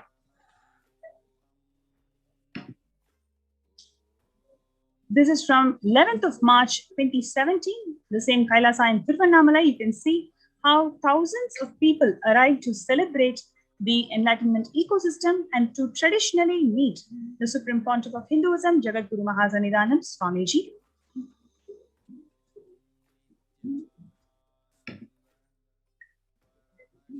This is from the Kailasa in Los Angeles, California, as a 25,000 square feet temple complex housing 80 plus deities. It is one of the largest Hindu ecosystems, temple ecosystems of the West. This is from Kailasa in Columbus, Ohio in USA, the first temple that is being established by the Supreme Pontiff of Hinduism outside India. The temple physically came to life in this just 9 months. The chief presiding deities of the temple are Sri Nithyanandeshwara and Devi Nithyanandeshwari. The deities are 7 feet tall granite weighing 6 tons, and their divine faces have been directly hand-carved by the Supreme Pontiff of Hinduism.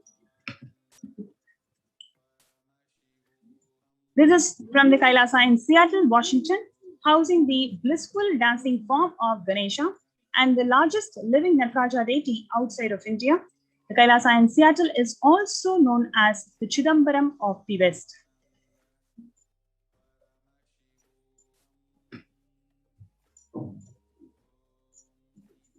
Inaugurated in 2009, Kailasa in San Jose radiates the energy of the Madurai Meenakshi temple.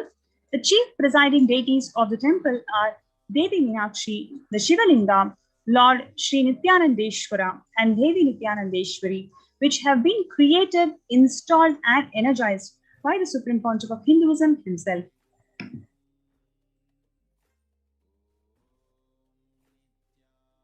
Alongside the Shivalinga and the Nithyananda Ganesha, the Kailasa in St. Louis carries the energy of Tirumala Tirupati of South India and houses one of the tallest Venkateshwara deities in North America, along with his consorts Sri Devi and Bhu Devi. The beautiful landscape nestled amongst the wood and rolling hills of Missouri stretches for about 20 acres.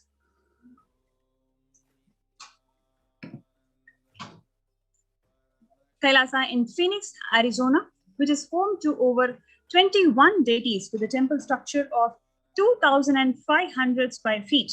Kailasa in Phoenix have been established by the Supreme Pontiff of Hinduism, serving as an energy field of worship, meditation, celebration, and over 7 years.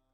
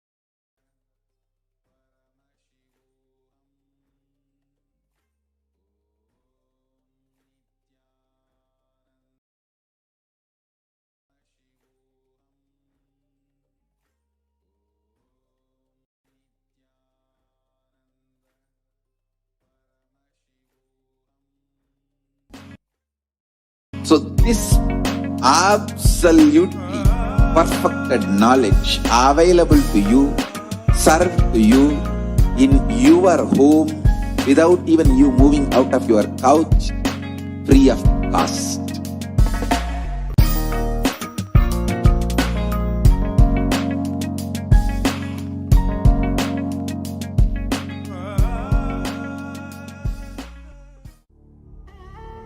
What I mean by the word e-Kailasa, listen intensely. Enlightenment ecosystem, literally enlightenment itself, in your own home, wherever you are. If you cannot come to Kailasa, it's okay. Kailasa can come to you.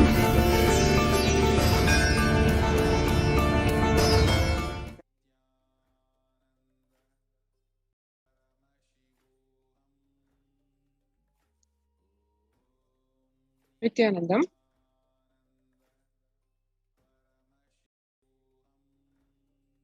And now let us take a look at the revelations to the world by Devi Parashakti during the Akashic readings.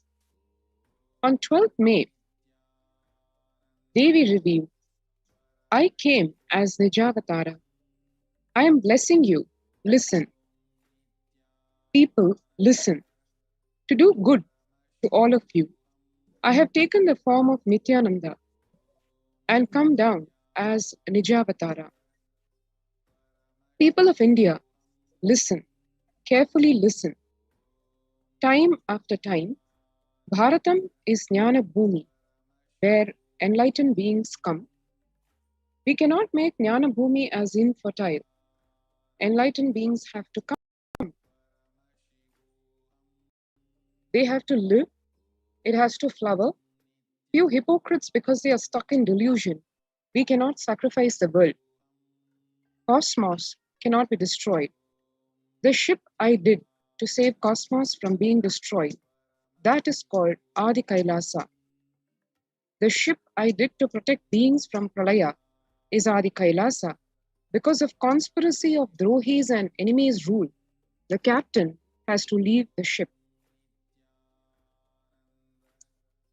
Before 12 years, knowing the great deluge that is going to happen, all Aushadas, by this Guru Purnima, that Jnana Rasavadam, Navapashana is going to flower. Allow people to come and take dip in Navapashana flower. People, whoever come and dip in Vaidyasarovar, they will not have deaths, they will not have corona. Crores and crores of people will come in line. Every day they will come and dip in Ananda Lingam. Listen well to my words.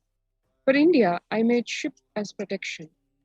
The Nithyananda Navapashana Lingam in Vaidyasarovar. Go to Adi Kailasa. O Indians, listen. All those regretting losing Nithyananda Nijavatara, without confusion and without talking just as lip service, go to Adi Kailasa.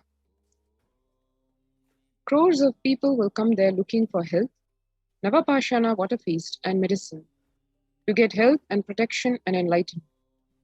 To protect India from the great destruction, I, Parashakti, made this huge ship. Even if captain is not there, ship is there.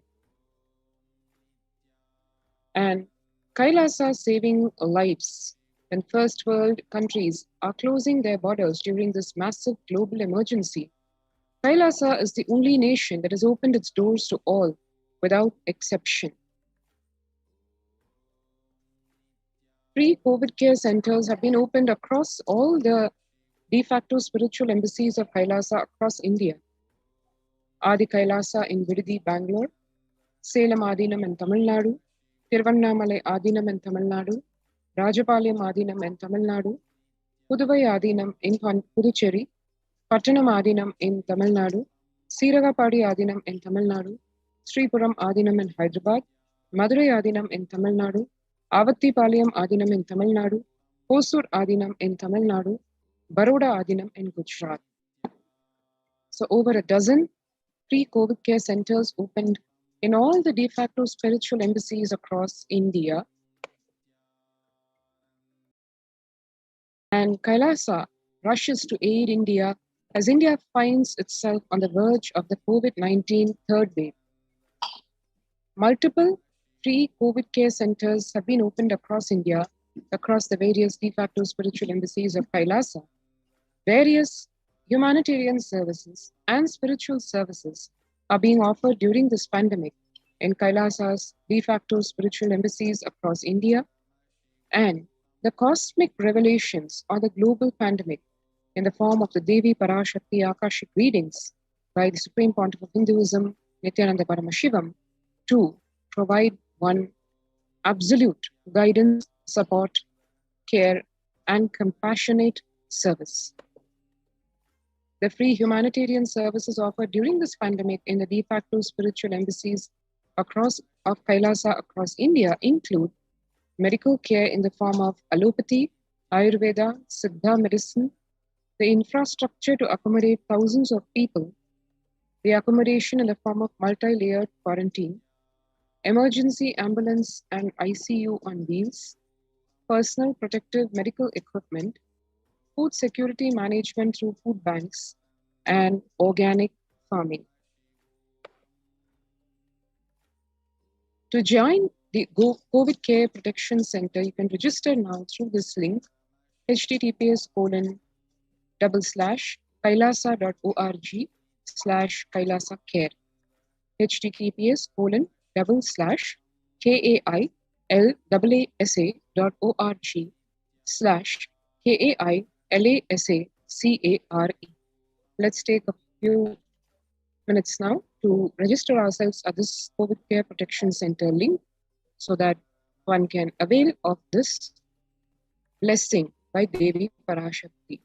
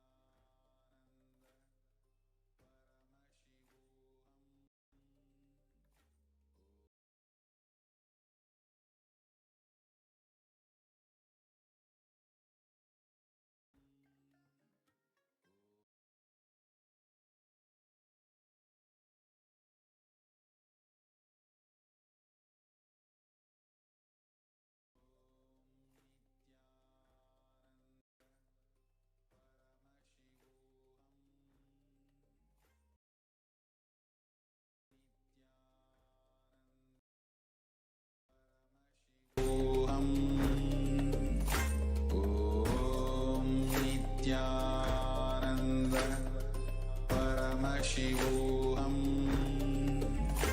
Om Nithyananda Paramashivoham.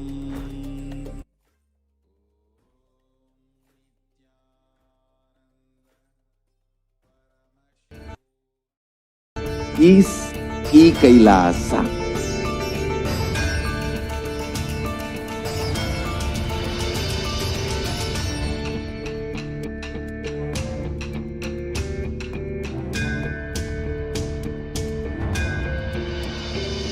I will revive Hinduism. I am a Hindu revivalist, not by any revolution, but by evolution.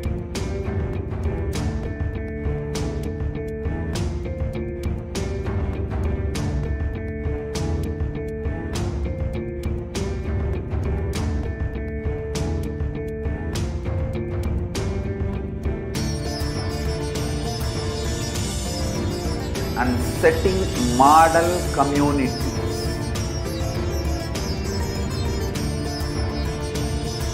Kailasas, enlightenment ecosystems, Sarvanya Peethas all over the world.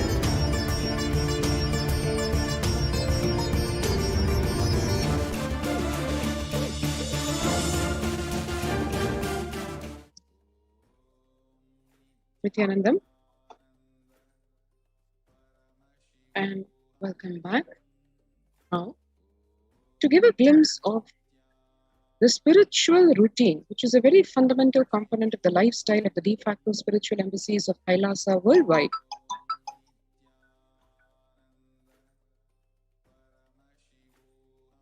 the members of Kailasa's protective, preventive, multi-layered quarantine initiative take part every day in the morning spiritual routine here in Adikailasa Savanipitam. The morning spiritual routine consists of Nithyananda Yoga, Panchakriya, Nitya Pratyaksha Padaka Puja, Kashayam, the herbal medicine, and Nitya Satsang.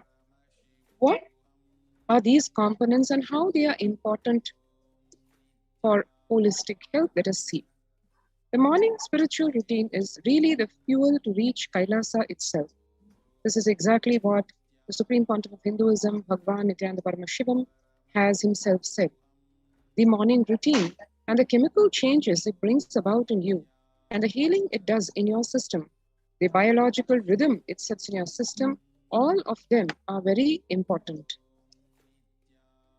Tune your biological clock to the spiritual practices because the chemistry you enjoy inside matters. That decides the kind of plane of the universe, dimension of the universe you're going to experience, Kailasa or Patala, Swarga or Naraka. Morning spiritual routine is the direct path to Kailasa. Now, why do we start the morning spiritual routine and the morning yoga in Brahma Muhurta? Brahma Muhurta is a period of 2 Muhurtas. It is a time unit of 48 minutes or about 1.5 hours. That is, 2 Muhurtas each of 48 minutes, a total of 1.5 hours before dawn. In the Vedic tradition, this period is considered as an ideal time for any spiritual practice like prayer and meditation. According to Ayurveda, the time between this 4:24 a.m. and 5:11 a.m. is known as a Brahma Muhurta. That is in rough equivalence to what we understand today in terms of absolute time. But 1.5 hours before dawn is exactly as per the Vedic tradition, the Brahma Muhurta. The very first verse written in any Ayurvedic textbook while explaining about the daily regimen to be followed for health and long life is about the importance of this Brahma Muhurta period and what one needs to do during this time.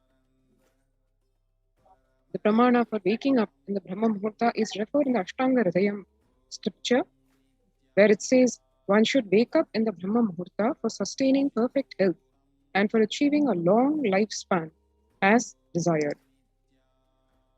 The benefits of waking up in the Brahma Muhurta include, at this time, a high level of prana, vital life energy, which is necessary for the body, is adequately present in the atmosphere. The activities of the entire world, and especially of the living beings, are yet to be started, so the pollution is at its minimum.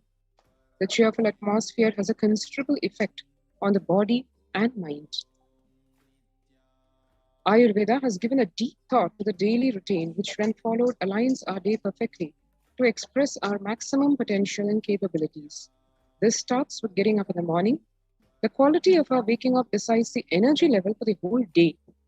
A peaceful, fresh start is always better to a dull, lethargic start with a heavy feeling.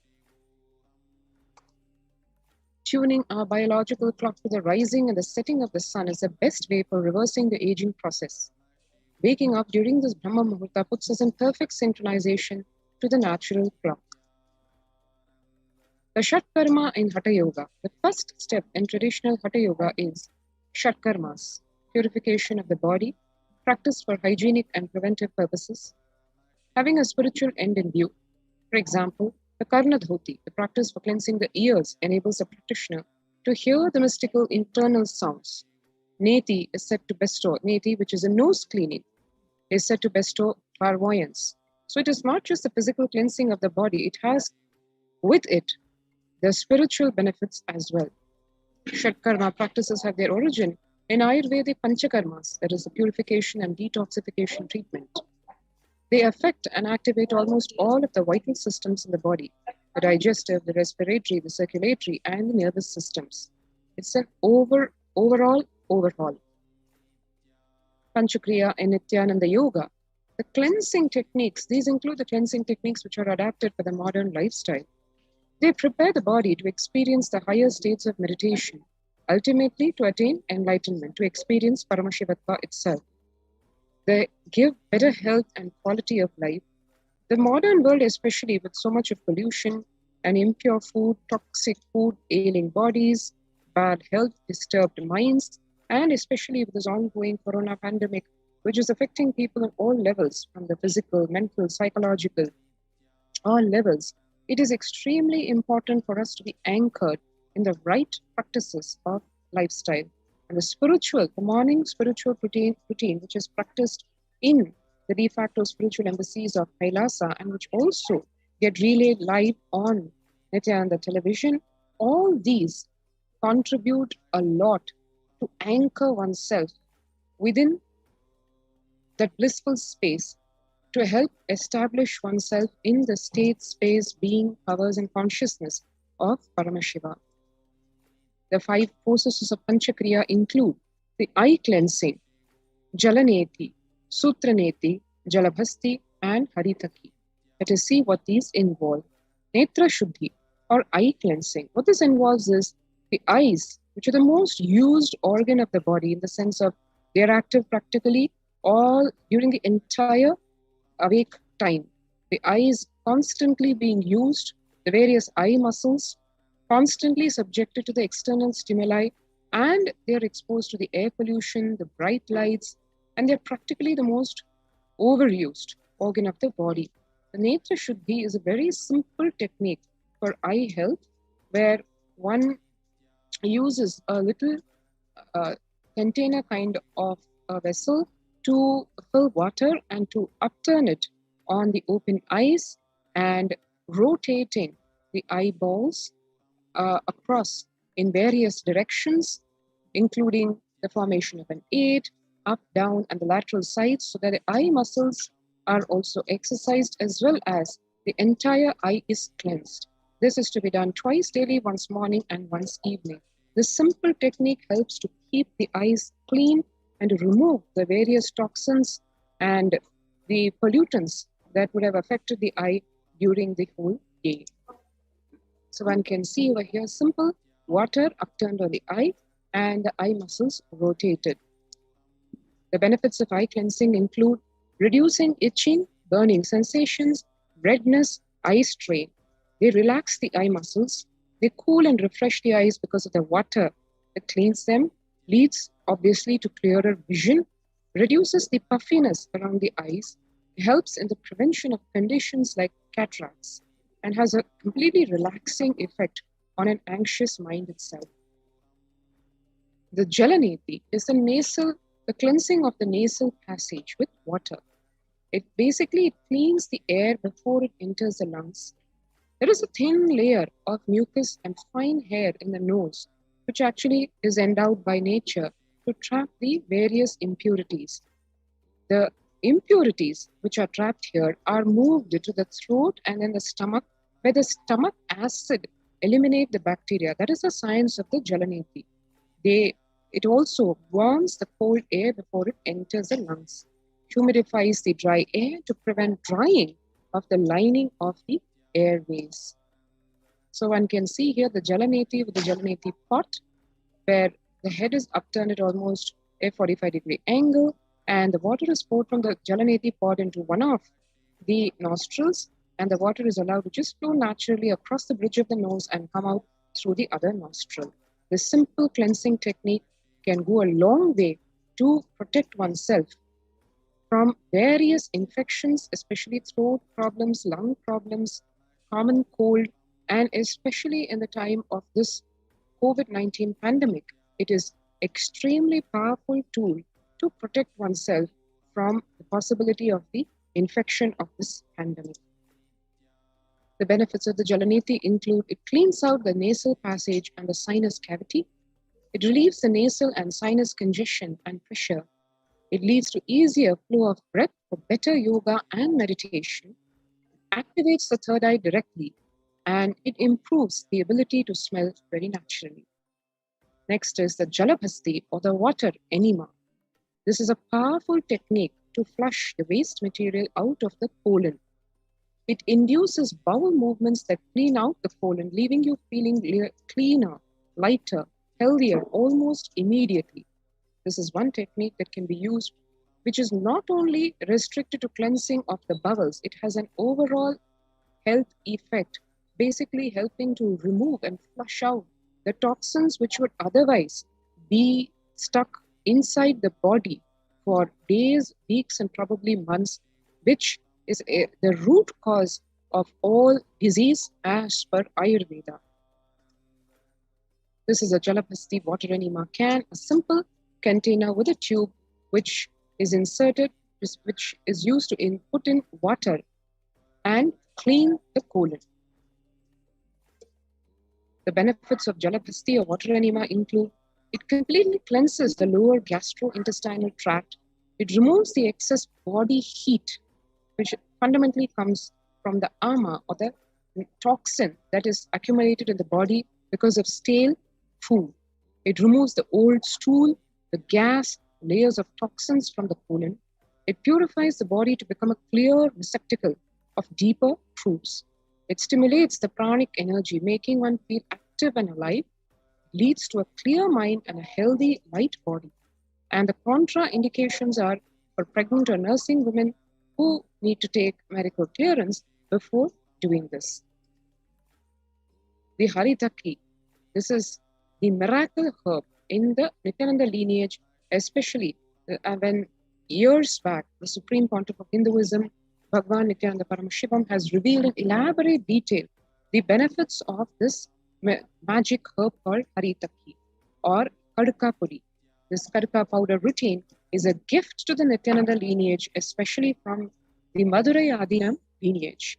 It is a wonder medicine for the brain. Literally, Bhagwan has declared the Haritaki as a prasada from heaven directly.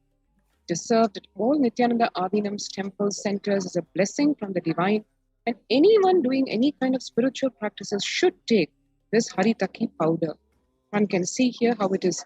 It is an organic powder which is made from a fruit, the seed of which and the cover of the seeds is used to make this powder. The benefits of Haritaki are manifold. It enhances the buildup of prana, which is a subtle energy which awakens the non-mechanical parts of the brain. It makes the brain and body fresh and alive. It makes one more capable, sensitive, intelligent. It enhances the awareness, removes the body's toxins in a natural way. It purifies the blood, removes the fat residues from the arteries and the veins, and it simply shoots up the oxygen level inside the blood to almost 300% of what it would have been otherwise. The benefits include: it heals diabetes, hypertension, heart problems, it sharpens the vision, it regulates the coronary function, soothes the throat, helps the pulmonary system of the body, and is very beneficial for the gums. Yoga, the central component of the morning spiritual routine. When one does yoga, one experiences the entire body become Amrita Sharira, the body filled with nectar. It becomes an ecstatic body just by the air without any external touch. The Supreme Pontiff of Hinduism, Jagadguru Mahasannidhanam, His Divine Holiness Bhagwan Nithyananda Paramashivam, has revived the science of Prathama Vinyasa Krama from Shashtanga Yoga as revealed directly by Paramashiva. And then the central core component of one's lifestyle in the de facto spiritual embassies of Kailasa, which is Bhakti, Guru Bhakti, and that expressed both inside and outside in the sense of internal worship and external worship in the form of puja. In puja, one experiences the space of Bhakti, devotion. Both Guru Puja and Shiva Puja is a part of the morning spiritual routine. The space of surrender that occurs to one from this devotion moves one from the space of I, which is so heavy, to God or Guru. This surrender allows us to drop all the unnecessary baggage, the karma that we carry from the head.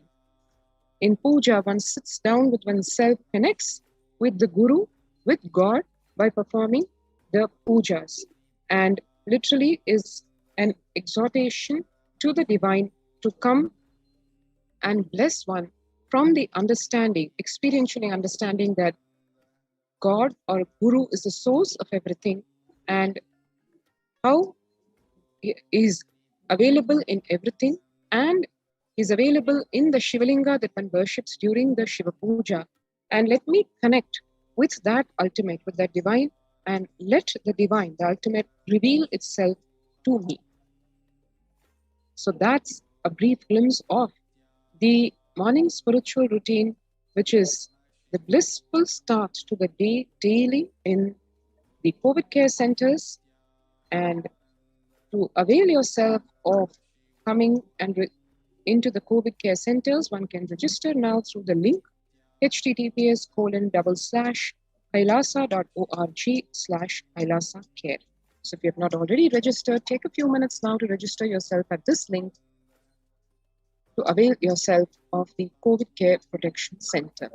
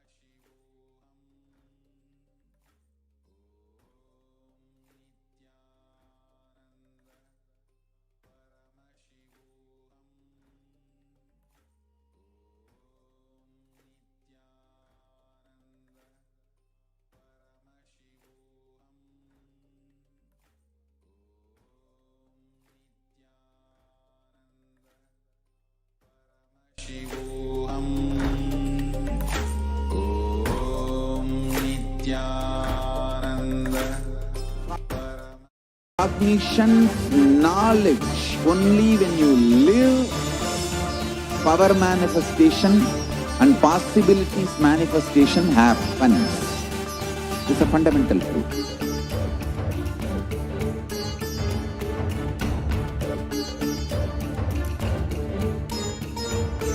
Hinduism cannot live exclusively as one sampradaya. No. All sampradayas of Hinduism is an ecosystem.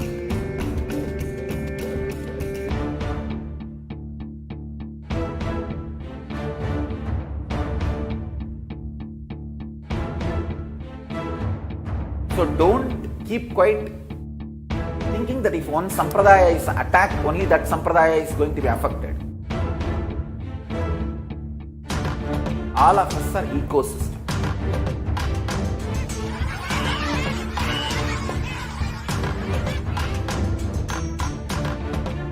I invite all of you to get involved and enjoy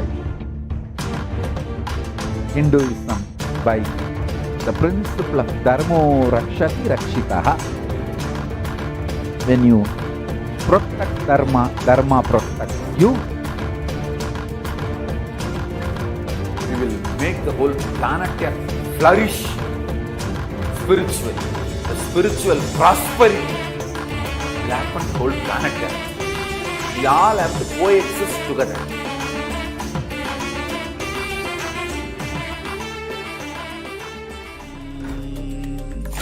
Om Nithyananda Paramashivoham. Om Nithyananda Paramashivoham. Om Nithyananda Paramashivoham. Om Nithyananda Paramashivoham. Om Nithyananda Paramashivoham. Om Nithyananda Paramashivoham. Om Nithyananda.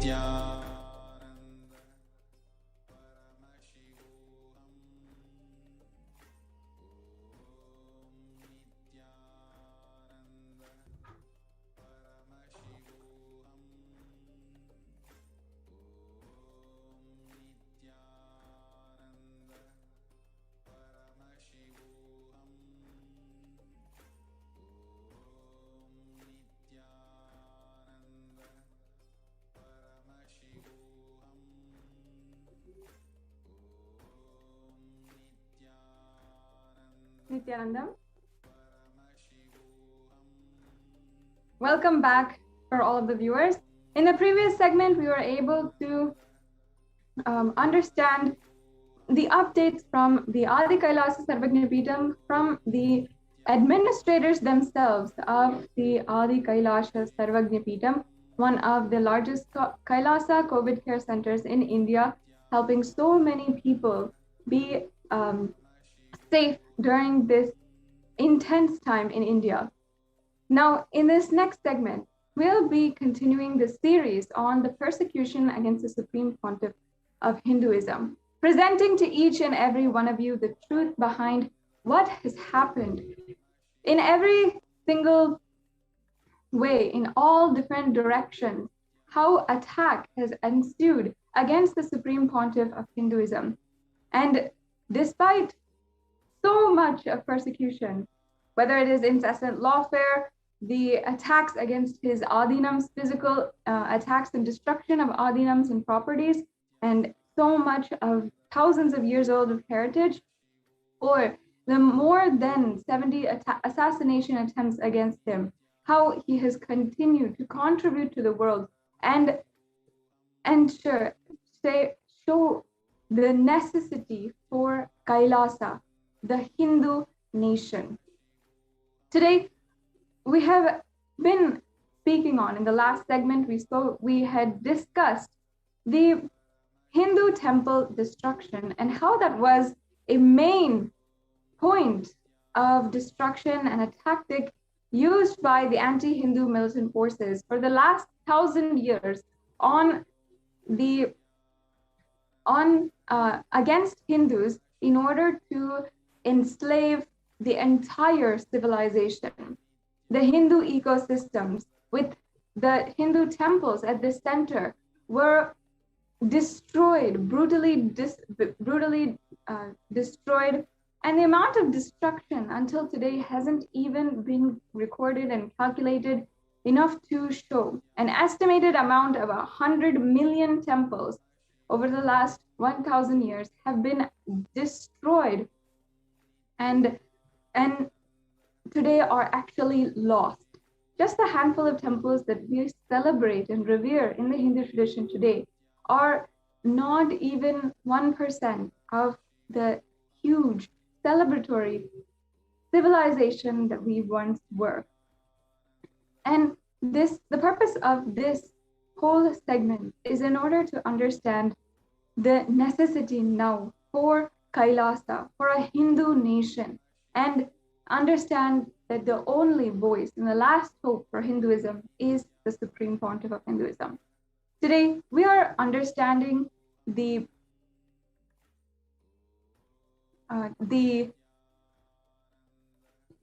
relation to the Hindu Holocaust happening and ongoing today, the attacks against the Trishulam Adinam.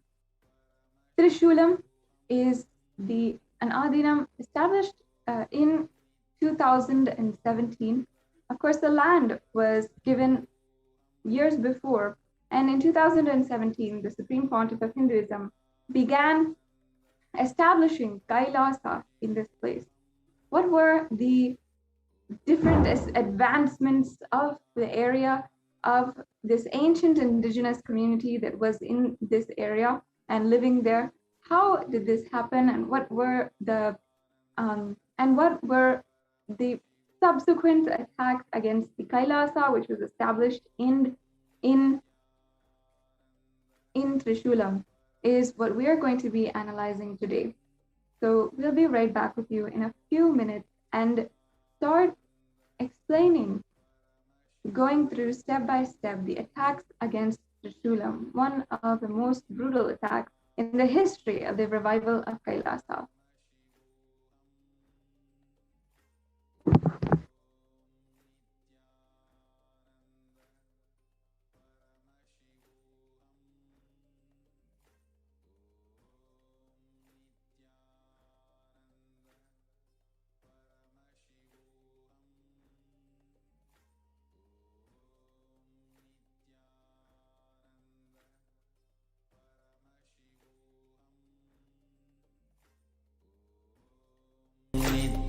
Nithyananda Paramashivoham. Om Nithyananda Paramashivoham. Om Nithyananda Paramashivoham. Om Nithyananda Paramashivoham. Om Nithyananda Paramashivoham. Om Nithyananda Paramashivoham. Om Nithyananda Paramashivoham.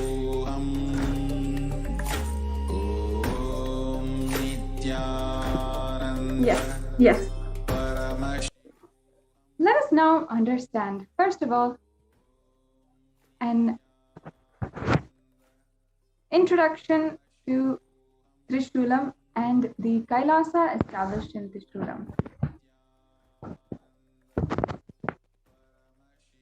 The Supreme Pontiff of Hinduism was coronated as the owner and administrator of the Trishulam Adinam property by one of the Kailasa members on the 29th of July 2007. Soon the Trishulam Adinam became a center where monks offered free socio-spiritual activities like free healing services, free spiritual counseling, conducted Vedic rituals, and Annadhan for the welfare of the indigenous community, Hindu community that was living there. The government of Tamil Nadu took notice of it, and the government authorities illegally seized 2 acres of the land from the ASMT community, using a law that was repeatedly repealed nearly 18 years later. The government used these repealed laws to prosecute the community, illegally arrest its members, and sue, which caused the subsequent attacks against the whole community, as well as the Kailasa established there. When the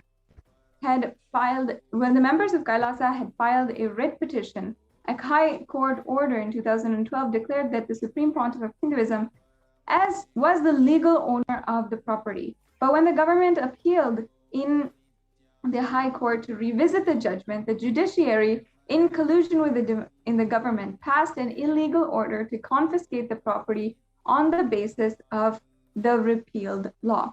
So in summary, the land there was established as owned by the Supreme Pontiff of Hinduism. However, based on a repealed laws, the government there had established or had tried to confiscate the whole land.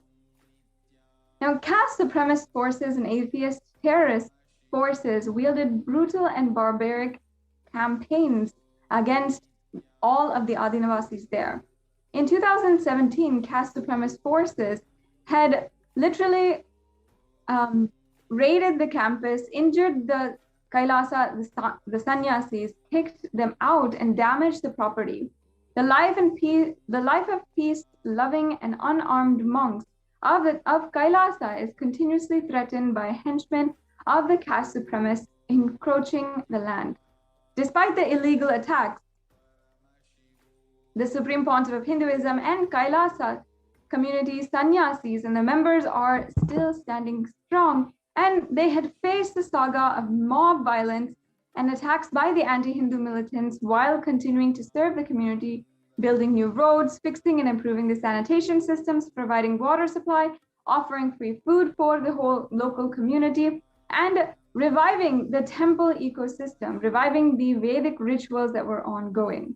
As you can see, here's some of the photographs of the ongoing events that had happened surrounding the Adinam and were led by the sannyasis of Kailasa.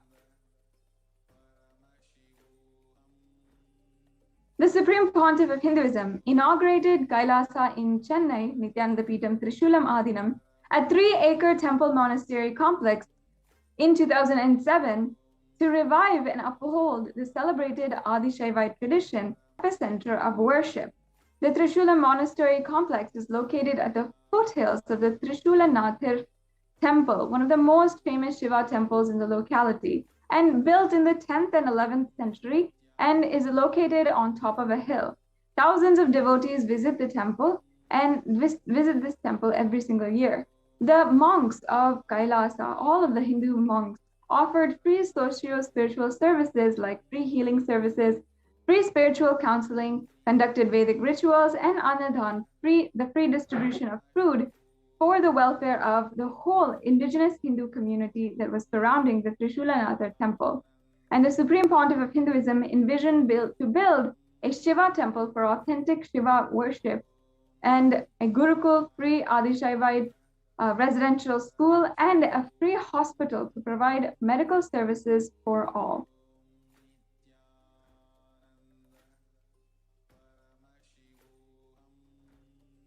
Yes, we can go on to the next slide.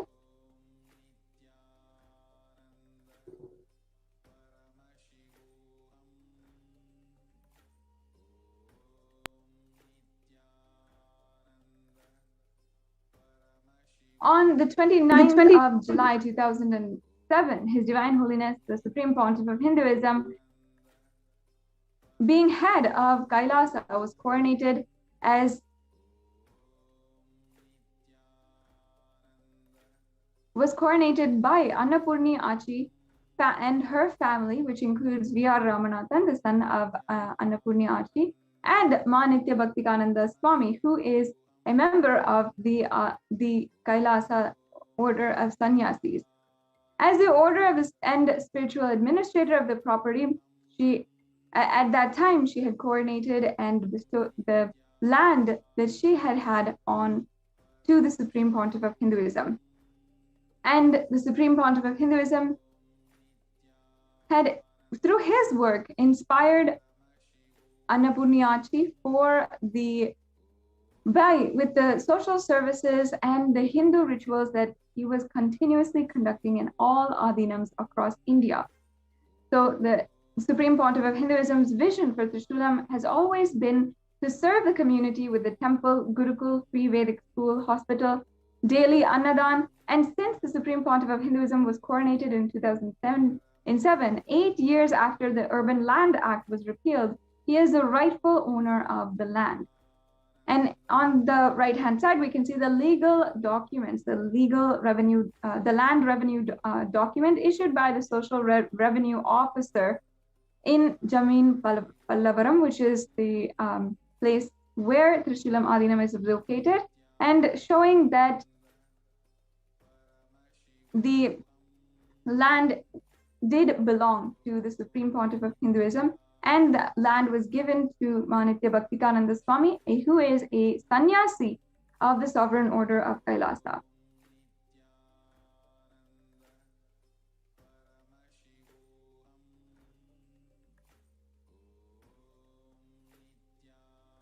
The next slide.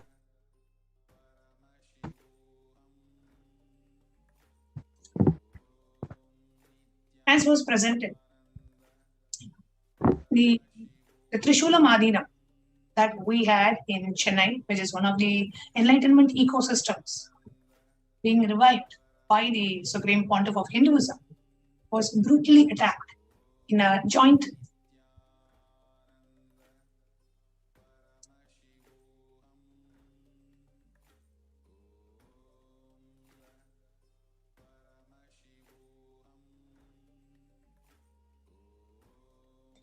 the Trishulam Adinam was brutally attacked in a joint conspiracy by the anti-Hindu militants, the state elements, the neo-Hindutva militants, all of them in a joint conspiracy. So today we are going to present to you the victims of the persecution and attack at the Trishulam Adinam, what really happened in Trishulam, and how the monks of the Sovereign Order of Kailasa are there being the victims of this brutal attack.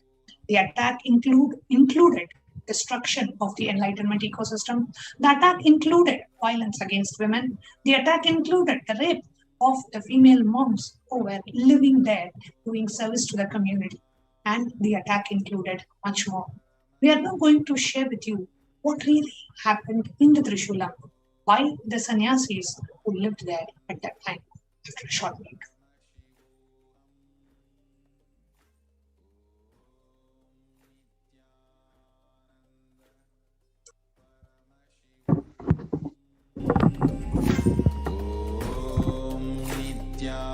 Nithyananda Paramashivoham. Om Nithyananda Paramashivoham. Om Nithyananda Paramashivoham. Om Nithyananda Paramashivoham. Om Nithyananda Paramashivoham. Om Nithyananda Paramashivoham.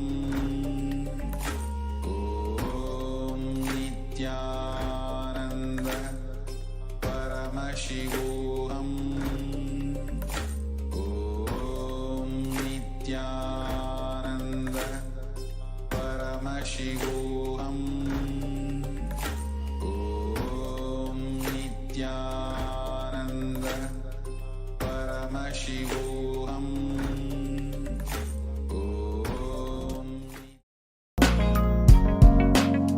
We get you health. We get you ability to build beautiful relationships in your life. We get you direct spiritual support, and we make sure you become wealthy.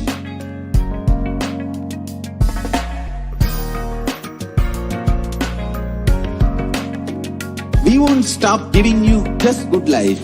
We will literally not stop till you live enlightened life.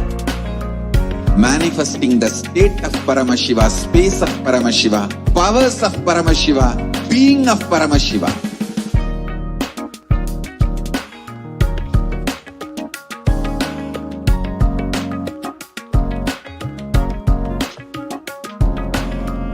Whole world should become Ekailashians. I want the whole world to know Hindus have something great to contribute to the world.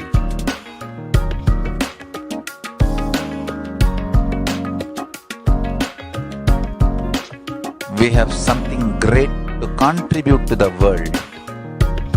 Let us do that.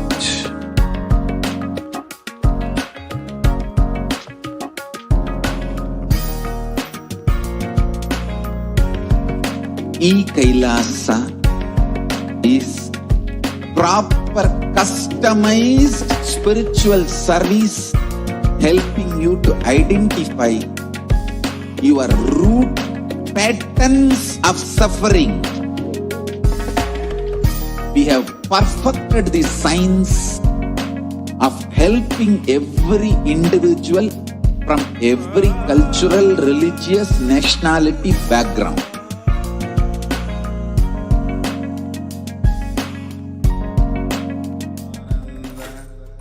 Paramashivoham. Om Nithyananda Paramashivoham.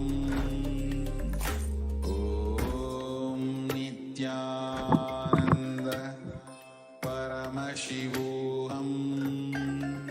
Nithyanandam. Om Nithyananda Paramashivoham.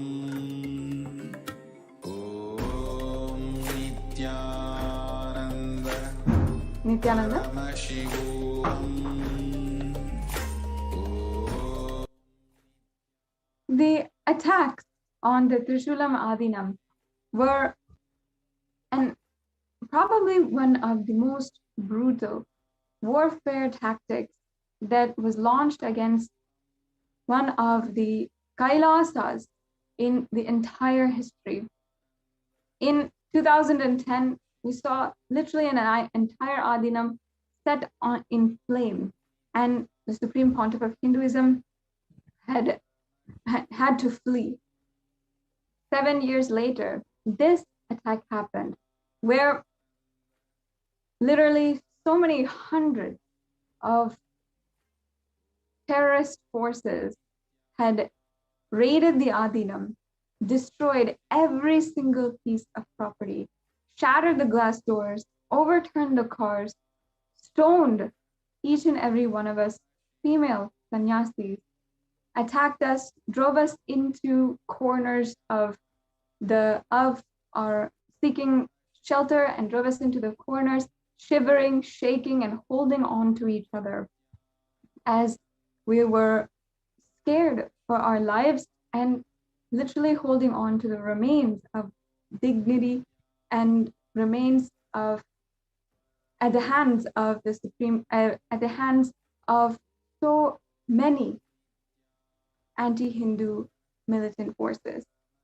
Literally hundreds. I myself have never seen in that much of force so many hundreds of people who had raided the Adinam and started to attack against all of us. And honestly, to be very brutally honest, I felt, really, what have I done in order to be subject to this onslaught of attack?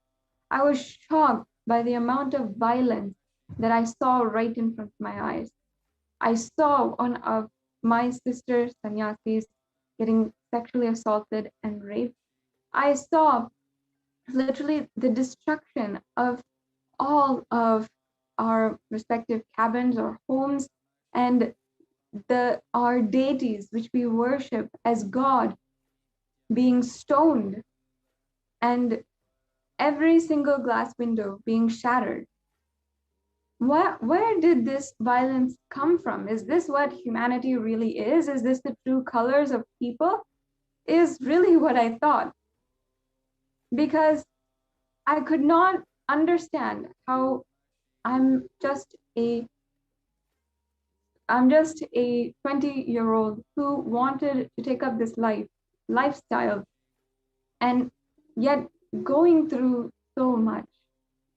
Even after having been a survivor of child sexual abuse myself, having seen that much violence in my life, and for the first time, I understood violence and brutality of the anti-Hindu militant forces in a completely different way, in a completely different level entirely. I was just shell-shocked to see how much hatred somebody could carry without any reason at all, without any kind of context, with lies being fed to them, and just buying those lies and pursuing an attack just because, for cheap reasons. We had in July of 2017, I was in the Trishulam Adinam, and we were all of us from the publication department was working on several different projects in this area. And to do more research and to do more, I had gone from Adi Kailash to Trishulam Adinam. And because I was there, I was able to read more and understand more about the Hindu culture.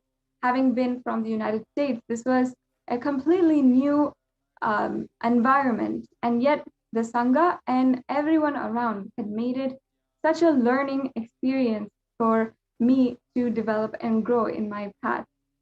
However, when these anti-Hindu militant forces had pursued attacks against us, I was so shocked to see how shamelessly they publicly harass us, how they treat us, literally how they see us, talk to us. Everything was demeaning, everything was humiliating and dehumanizing. In the very beginning, even as we went there, the anti-Hindu militant forces would set up staged mobs and staged riots outside of the Adinam. At this point, they were not even coming inside, but all of these men would be sitting and just intimidatingly staring at each and every one of us, knowing the ins and outs of where we're going, what we're doing. And even in some of the news articles, they knew that this cabin was the publications cabin, this cabin was the kitchen, this cabin was where we stayed, and they were publishing everything about the ins and outs of our lives and how they projected it. And literally, in my life, I have never been so poorly treated, literally as if, and having so many verbal abuse phrases thrown at me without any kind of connection at all to who I am or what is the purpose of my life or what I'm doing. I was called prostitute by these men who were sent by these anti-Hindu militant forces, who were sent by their leaders to intimidate each and every one of us. We came to the point where us women didn't even want to go outside. We didn't want to step out. If we were outside, we didn't stay there for long. We just wanted to stay inside of each and every one of our respective offices and continue our work. It was such a pain for me to go and see and need to go and undergo so much of ridicule and harassment just if we walk outside of the Adinam. Now, the Adinam was such that many people were able to see inside, able to enter inside very easily, very openly. And because of this, made many things slowly, we're not able to even protect ourselves inside. As tension literally grew in the media, suddenly they started making up the absolute false stories. And Ma Nithya Paramashivam Swami is joining with me here today, and I were portraying in the media during this time and actually what was going on inside the ashram. Yes, as Manali Sadashivoham said, like if you could see in the visuals how it was exactly during the time in 2017 when a bunch of around 100 to 200 gundas, they just barged into the campus, and we literally didn't know we were in that one single container. Around 6 to 7 sannyasis were there, and as Master Sadashivoham was saying, they brutally just threw stones, and it is called as a stone pelting. They're stoning us to death. So they brutally threw stones, and you could see all the whole of the container in which the sannyasis, all of us were staying, it was completely broken, shattered, and we were about to have a breakfast, and a big stone it came. Actually, we didn't even realize that around 100 mobs were coming to attack us, and suddenly when we just turned back, we could see like people just throwing the stones inside the container, and at least 6 of us were hiding under a blanket in the corner of the container. I hope Master Ashokriya very clearly remembers that. So we were